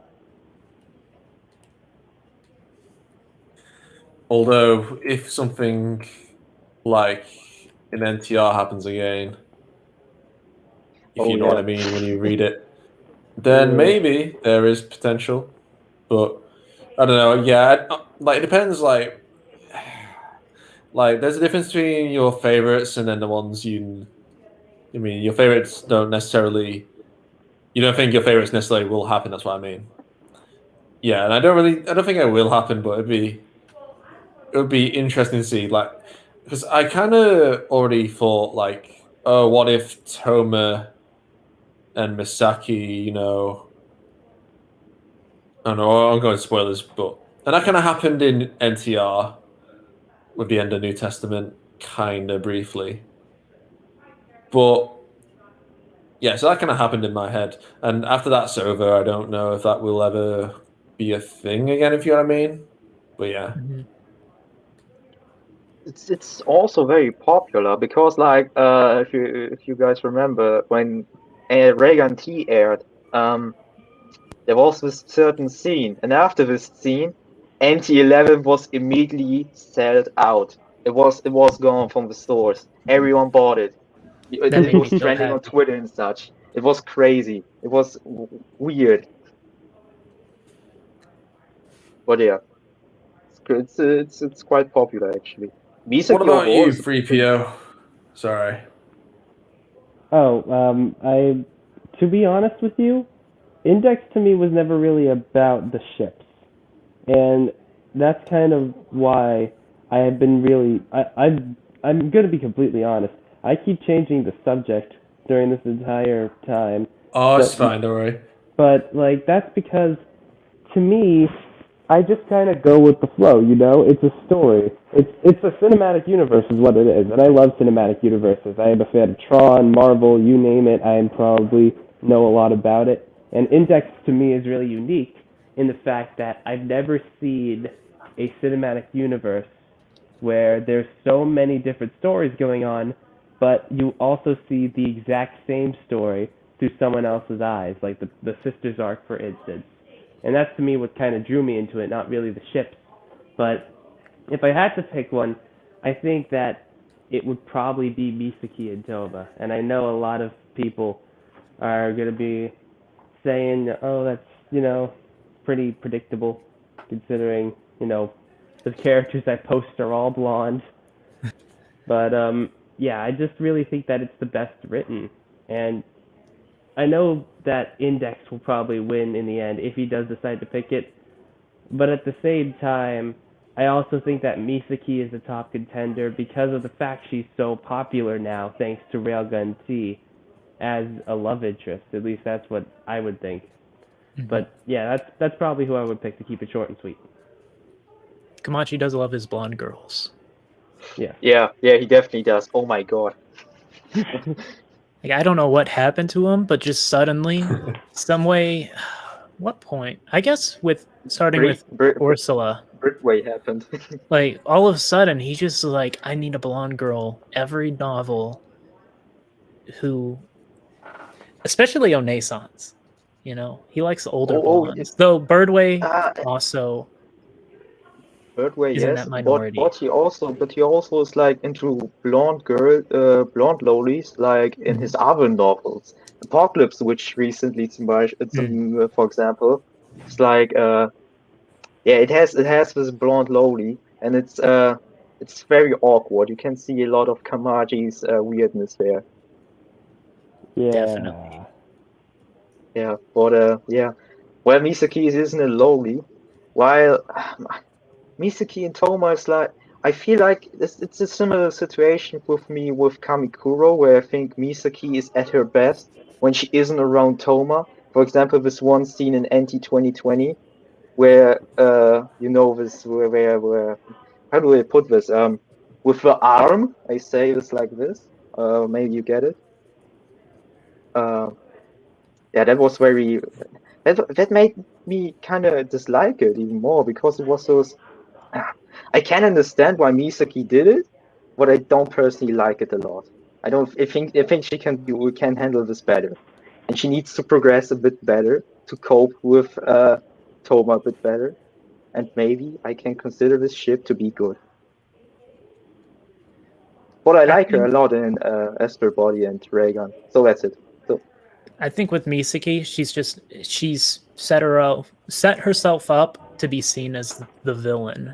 That's how she goes about things because it matches her power set well, and it's just easier for her not to create these connections with people outside of her clique. So I understand why she approaches things the way she does, because in a way, for most dark side matters, she's similar to Makoto in that she doesn't want to involve others. So constantly presenting yourself as sort of a someone you can't get close to unless she lets you, I think makes that easier for her. Yeah, I agree with that.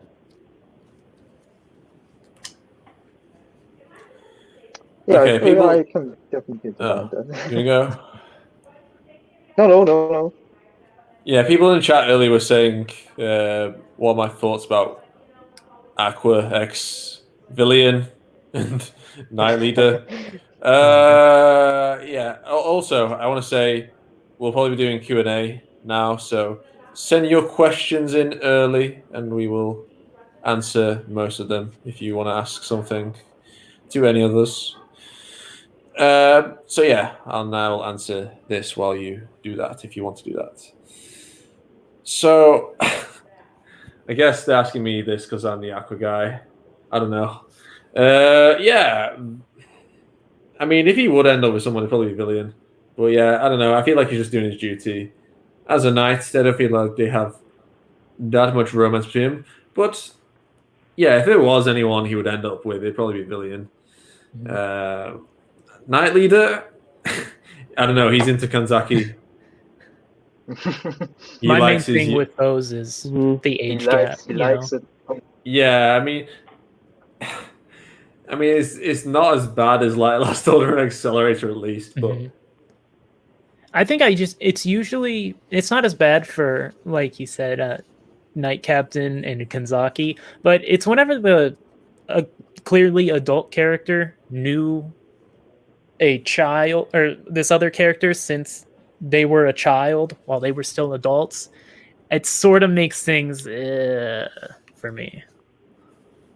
Yeah. Knight Captain? I thought it's Knight Leader, or is this Knight Leader? Is the Empress? Is this the Empress thing? Because the Empress has some very weird terminology. So, guys, I just got some feedback from a viewer saying that we need to show more emotion for these ships we're interested in, like how much these characters love each other and the bonding they do. So we need to go in more detail. what is a ship that I'm going to? I think my favorite ship would be Kamidex. Really? I mean, yes. Put your emotion into the love between Index and Touma, please. Like, okay, please sell it as best as you can, because this user really wants it to happen.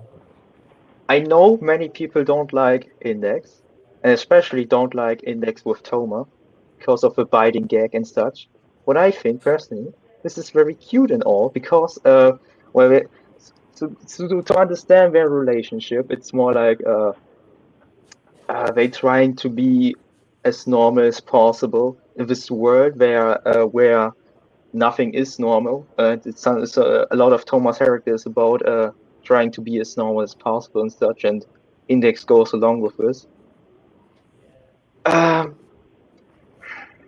As a result, both of them don't tell each other as much as what's going on with Supernatural. There's a SS, a side story for NT, and it's about Index going shopping, and she got almost mind raped by some cat god, and she comes home safe. She managed to be competent and do something, and she just came back and didn't say anything and asked just for what's dinner. And I think that's a really defining moment for this relationship, because they strive so bad for normality in their life, because that's the time they can truly enjoy, because when they're at home together with things and just be normal, like the scene in OT 2020 where Index says it's okay when you lost your memories, just come back as who you are. That's a very touching moment and such. And NT 2020R put more on that. It's compelling more than you think, and I think it's overshadowed by this biting gag and such, and the hungry index that she is. Yeah. That is a good point. Yeah, I feel like Index does understand Touma. I mean, obviously, Ophinus becomes known as Touma's understander, but I also think Index understands Touma to a very good degree. I mean, they've both been in the same boat in a way because Index was in Touma's shoes, being the one having the memories wiped out, and then Touma has the same fate in the Index arc. So. Yeah, it makes sense why Index does forgive Touma for lying to her because maybe she had that empathy for Touma, and empathy is very important in any relationship. Don't you say, viewer who criticizes not going into detail? There we go. Oh, it wasn't in the chat by the way; it was in my DMs. Still, like, I want to say who it was because I don't want to expose them. Yeah. I also think that this little golden rule they have that they don't tell what the other did at the day. For example, OT-16, the Aqua arc, where Touma tries to get away Index as best as possible from the situation he is by being pursued by Aqua, and Index just copes with that until she kind of snaps at the end of the volume, saying she could have been helped and such. But Touma insists always on never involving her, and the same does she. It's also kind of hurting their relationship in a bit because they can never be kind of true to each other, but at the same time they do. Because they want to protect this precious time, they can be just normal together. And yeah. Okay, does anyone want to touch upon that? Shall we answer questions? Can I answer questions? Okay, let us begin. Let me find the first question first. I mean, there was the questions about Aqua, but I kind of already addressed them. So I think the first one is this from Damon. Any preferred Kamisato ship? Who wants to go with this? I mean, Kamisato X the door. Get out. I mean, it beats the table from Code Geass with that Nina girl, where she starts dry humping it. Well, actually, not dry humping it. Let's not go into detail. I mean, it's probably a bit more than dry hump. Well, that's a little bit of detail, though. This is Damon. Hello, Damon. Kamisato ships. I think there's one ship that comes to mind because of a certain artist. It's the Kami ship. Oh yeah, I know who you mean. Yeah. It's basically Kamisato x Kamicho. It's like there's a certain tension between Kamisato and Touma, and it's like maybe some people got it the wrong way, and it turned into a cult. It seems the artist does a lot of good art. What's like, it's like how do I put this? It's yaoi. It's two boys kissing each other, and it's yeah. I mean, maybe it makes more sense because, you know, spoiler alert for New Testament guys, Kamisato kind of isn't too interested in his harem of like 100 girls, so maybe he does swing the other way. I don't know. It's not really said, but I mean that could happen. No, it won't. But it's Kamachi. Did we just break the code? What code? Was the code? Oh no! Is this the secret? Is this the secret that he was hiding? I just remember Kamachi said that he was hiding. Ending. Right. This is the secret ending. Right. You will actually end. You will end the series with Kami decks. I'll answer the question. Honestly, there's none that really appear to me. I mean, I don't like Kamisato faction can all just like go away, and I mean, I wouldn't care. they're the weakest aspect of that arc by a mile, and it's like, I don't know. They all like him, but he doesn't like any of them really. So it's like, no. Some people also ship Fran with Kamisato. Yeah, but Fran, spoiler, moved on from him at the end, so it's like, I don't know. Maybe she's more into Touma now. Talking about not blood related, there's also his sister. Yeah, again, I don't see it. What about you? You guys, Mal and 3PO? You see anything? I don't. I'm indifferent. Yeah, I'm the same. I don't really care. To be honest, it's just not a very shippable character for me. Yeah, I feel you on that. Okay, that's the next question. Here we are. Could you rank the God's Right seat powers by how cool you think each is? That's kind of tough, to be honest, because I feel like all of them have really cool, unique powers. Yeah. Aqua's the most versatile, I think. So he's kind of hard to judge. Fiamma, I think it's safe to say Fiamma, in terms of all of them, is the most was the most overpowered of the God's Right seat. It's more of a battle for second place, which I would have to give to. So Vento's power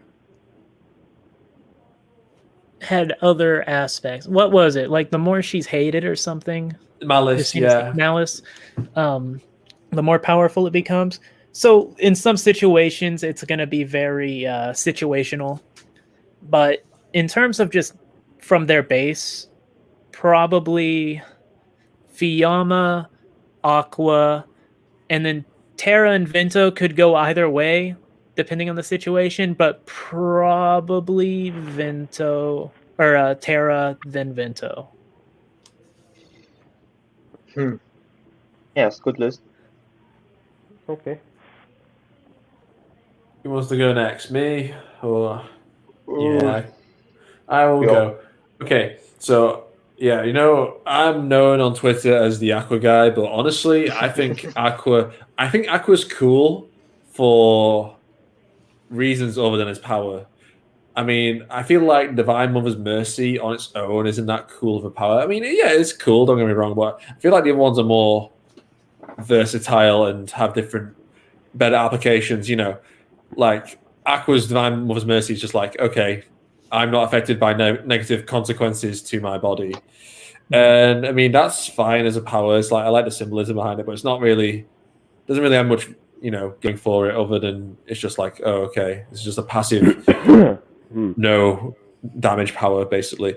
And the other stuff is basically, like the Sate/water abilities. On that own, I think it's quite basic as powers. Like in terms of the others, I feel like the others have more creative powers in a way. So I'm actually going to rank Aqua last for this. Believe it or not, I am actually going to rank him last, and that's from the Aqua guy. I feel like Fiamma's power is really cool, but it's like a bit over the top. It's really ambiguous. Yeah, it's over the top, but I like the idea behind it. It does suit him. But yeah, being able to one-shot anything and just reacting before anyone else can is like, whoa. But yeah, so maybe, I don't know, Fiamma maybe top. Then I'd probably say Vento because she, makes her physical appearance more menacing and disgusting, putting all that piercings in and basically making her dress up as like a nun lizard. A lizard nun with that tongue, and the cross coming out of it. Lizard goth. I mean, yeah, she kind of looks like what do you call it? Like one of those desert lizards. I don't know, because of her yellow coloring as well. I don't know. That's like a salamander or something. I don't know if that's the right lizard. I'm not really a lizard expert, but you get what I mean. And then Terror. Actually, yeah, I think like it's a toss up between Terra and Vento because yeah, while the physical appearance thing is a very unique idea, I also like different applications of the Yusensaru or Presidents. Gotta love the Yusensaru. But one and only.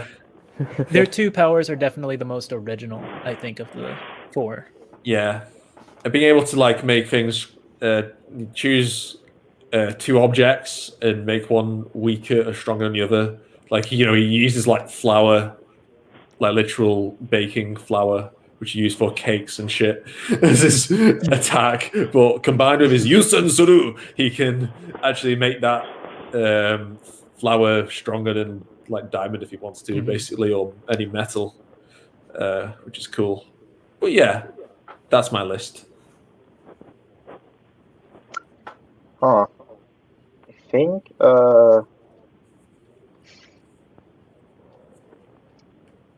it's hard to rank these guys because it's they're so versatile. They are so bipolar to each other. It's like, well, I guess I start with someone just so I can move on.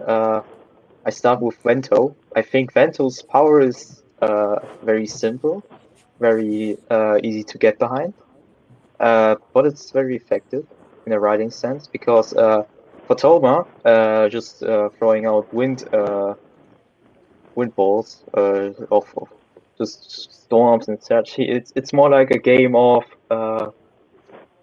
finding an opening and getting into a close combat because earlier in the fight it was established that Bento is definitely in the disadvantage when she's up against Touma in close combat.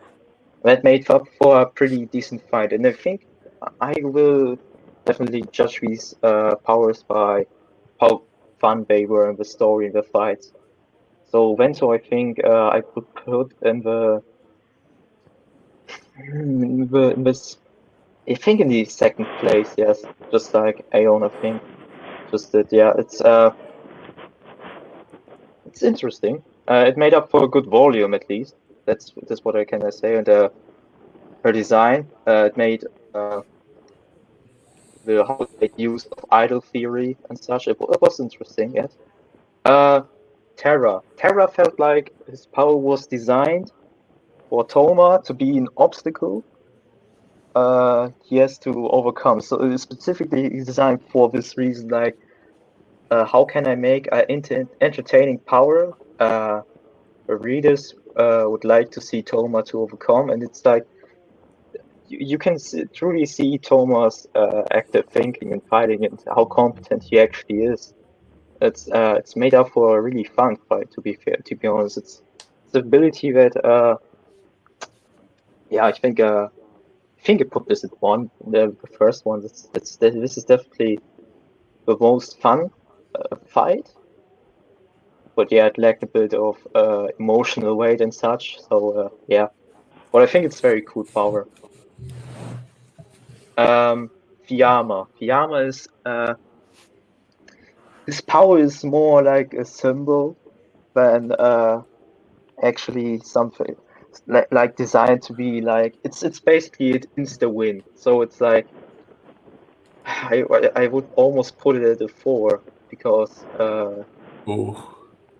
yeah, sorry, Fiyama. I love Fiyama as a character back so badly, but sorry, Fiyama bros, but this goes to fourth place.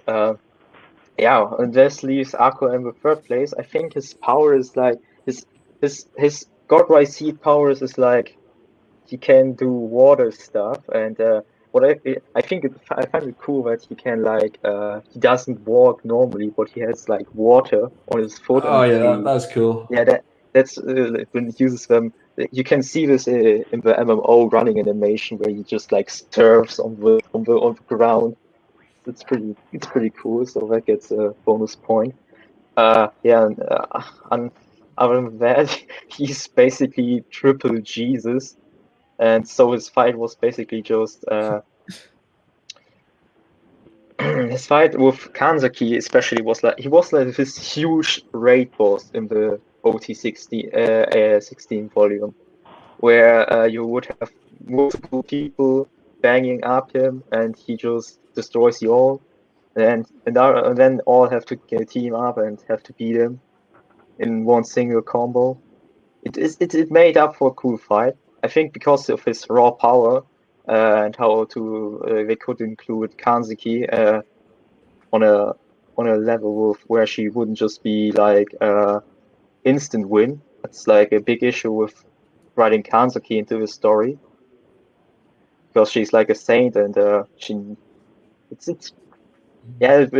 kind of breaks the power scaling, but at the same time you also have accelerator all the time. Yeah.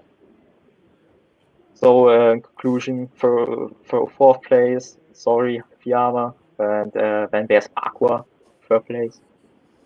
Fuento, I think, is very underappreciated. I like her fight against Touma a lot.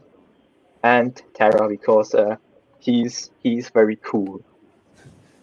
By the way, just to clarify, Aqua's God's Right Seat power is Divine Mother's Mercy, not the water spells. Actually, yeah, is that right? Yeah. Because of Divine Mother's Mercy, he can use normal magic as well, and that water constitutes as his normal magic. Oh, with water. I see. Yeah, that's why he can use both, because of Divine Mother's Mercy. But yeah, I'll say, thinking about it, Terra's power, I think, actually sort of sucks, because it's so situational and only works if the concept of anime time exists, because he has to say it. So, like, if you came up with a gun and just shot him, he's dead. He doesn't have enough time to it's just a cool say, power, though. I mean, it's cool, but it's so, like, if you were fighting three people at once, he would die. I suppose you're right. Anyway, 3PO, what's your list? All right, so I judge how cool something is by how flashy it is. Like, that's why I love fighting games, is because flashy moves, it gives you such an adrenaline rush and a little rush of dopamine, too. And that's where I, judge it. And to me, number one, who has the most flashy of all of the moves, is by far Aqua. He has the most flashy moves out of the four. I thought you were going to say Fiamma.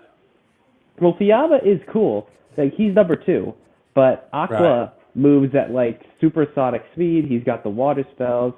He has the Mercy. He has a ton of cool stuff. And even though the anime kind of butchered that, he does definitely have some of the most flashy moves out of the four of them. Fiamma is second. His are, really flashy, especially when he destroyed, half a building. That was pretty darn cool. But, and Vento is third, mostly because of just how she manipulates air. And Terra is last because there's nothing flashy about Flower. Just poof. Oh, Terra boy. Oh, damn.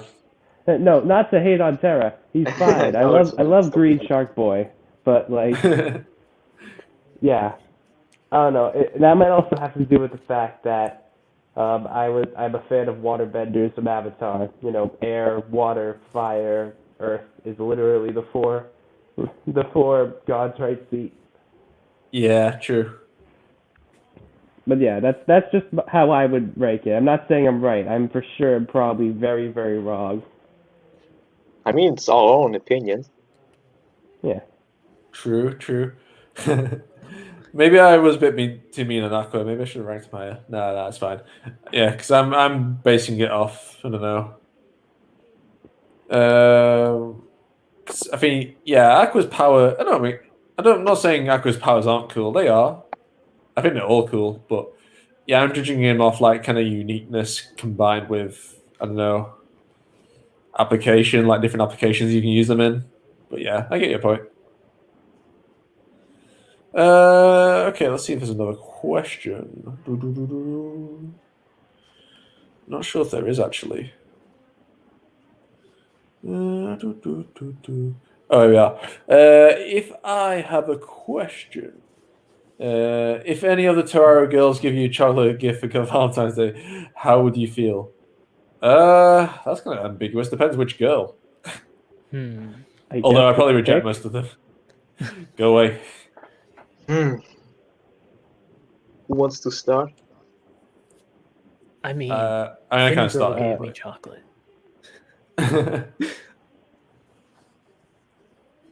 Go ahead. Who, me? Yeah, or whoever. Yeah, I kind of answered it. It's like, I mean, a lot of them are pretty young, so it's like, no, go away. I'm too old for this crap. Well, there are still options.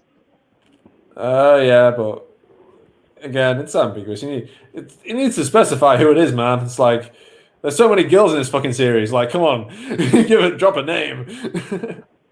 I know, like Ursula. Answer.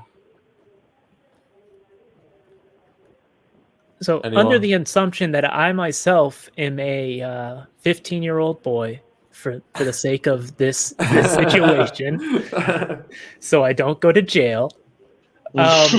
Nice save. Yes. Okay. So all the girls from the top of my head, and how I would react. Misagi, I'd marry her. Itoi, I'd marry her. Index would eat the chocolate, so that would never happen. Makoto, maybe. Kuroko, I would throw away the chocolates because I'd fear what's in them. Birdway, I would accept out of fear for my life. Any of the sisters, definitely would say yes, very much. What other characters? Kanzaki, yeah, sure. She's got potential, but a light gust of wind would probably beat her if it ever came to protection. Who else is there off the top of my head? Othinus, yes. Mary. I mean, you could go on all day. Yeah, there's only a couple million girls. The list goes on. Yeah. Assume if they're strong-willed and sort of scary, I would say yes out of fear. If they're wholesome and like domestic somewhat, I would say yes right there. And any of the tsundere ones, I would run away from. That's your answer. Would they even give you chocolate? Does anyone want to go? I'll go. I'll get this over with. Good. I'm just gonna start with Kanzaki, considering that she's my age. So, I'm 18 by the way, and I believe Kanzaki's 18. I just checked. But yeah, if I got chocolates from her, I would probably just say thank you and then awkwardly leave, like I'm sure many other people here would. Bruh. Nah, that's not how you do it, man. I don't know. But if it was from anyone else, I would probably just say thank you. Take her out for a drink, bro. Although in America, I guess you can't do that. Yeah, I'm not legal age, not yet. Drinking age. Go get pizza or something, I don't know. Go get coffee. Do something. I know, Kanzaki is, to me, one of the best, the better girls. So that, if it was anyone else, if I was, like, younger, I guess I just do what Malcolm would do. You can't run away from that situation. Come on. Okay, fine. Faces. Run away from a girl like that. I'm just reading the chat right now. What are they saying? It's just a bunch of names. What style? Style. What are these NT characters? I don't know. You know, I've never really received chocolates before. I don't really know how things play out. Is there a ritual? I don't know. Yeah, you gotta do a dance. I don't know. it's kind of a strange situation because it is a strange situation. I feel like, but, I feel like over here it's kind of like more of a guy does it with a girl most of the time. If it's, I mean, as long as they're not a couple, I think it's kind of like that. Usually, you don't really get the girl doing it unless, like I said, you are a couple. Yeah. Realistically, if any girl gave me chocolates, I would give her a chance. But within the world of Index, that's dangerous. Within the world of Index, you'll die if you let your guard down. Don't put your dick in crazy, guys. Yeah.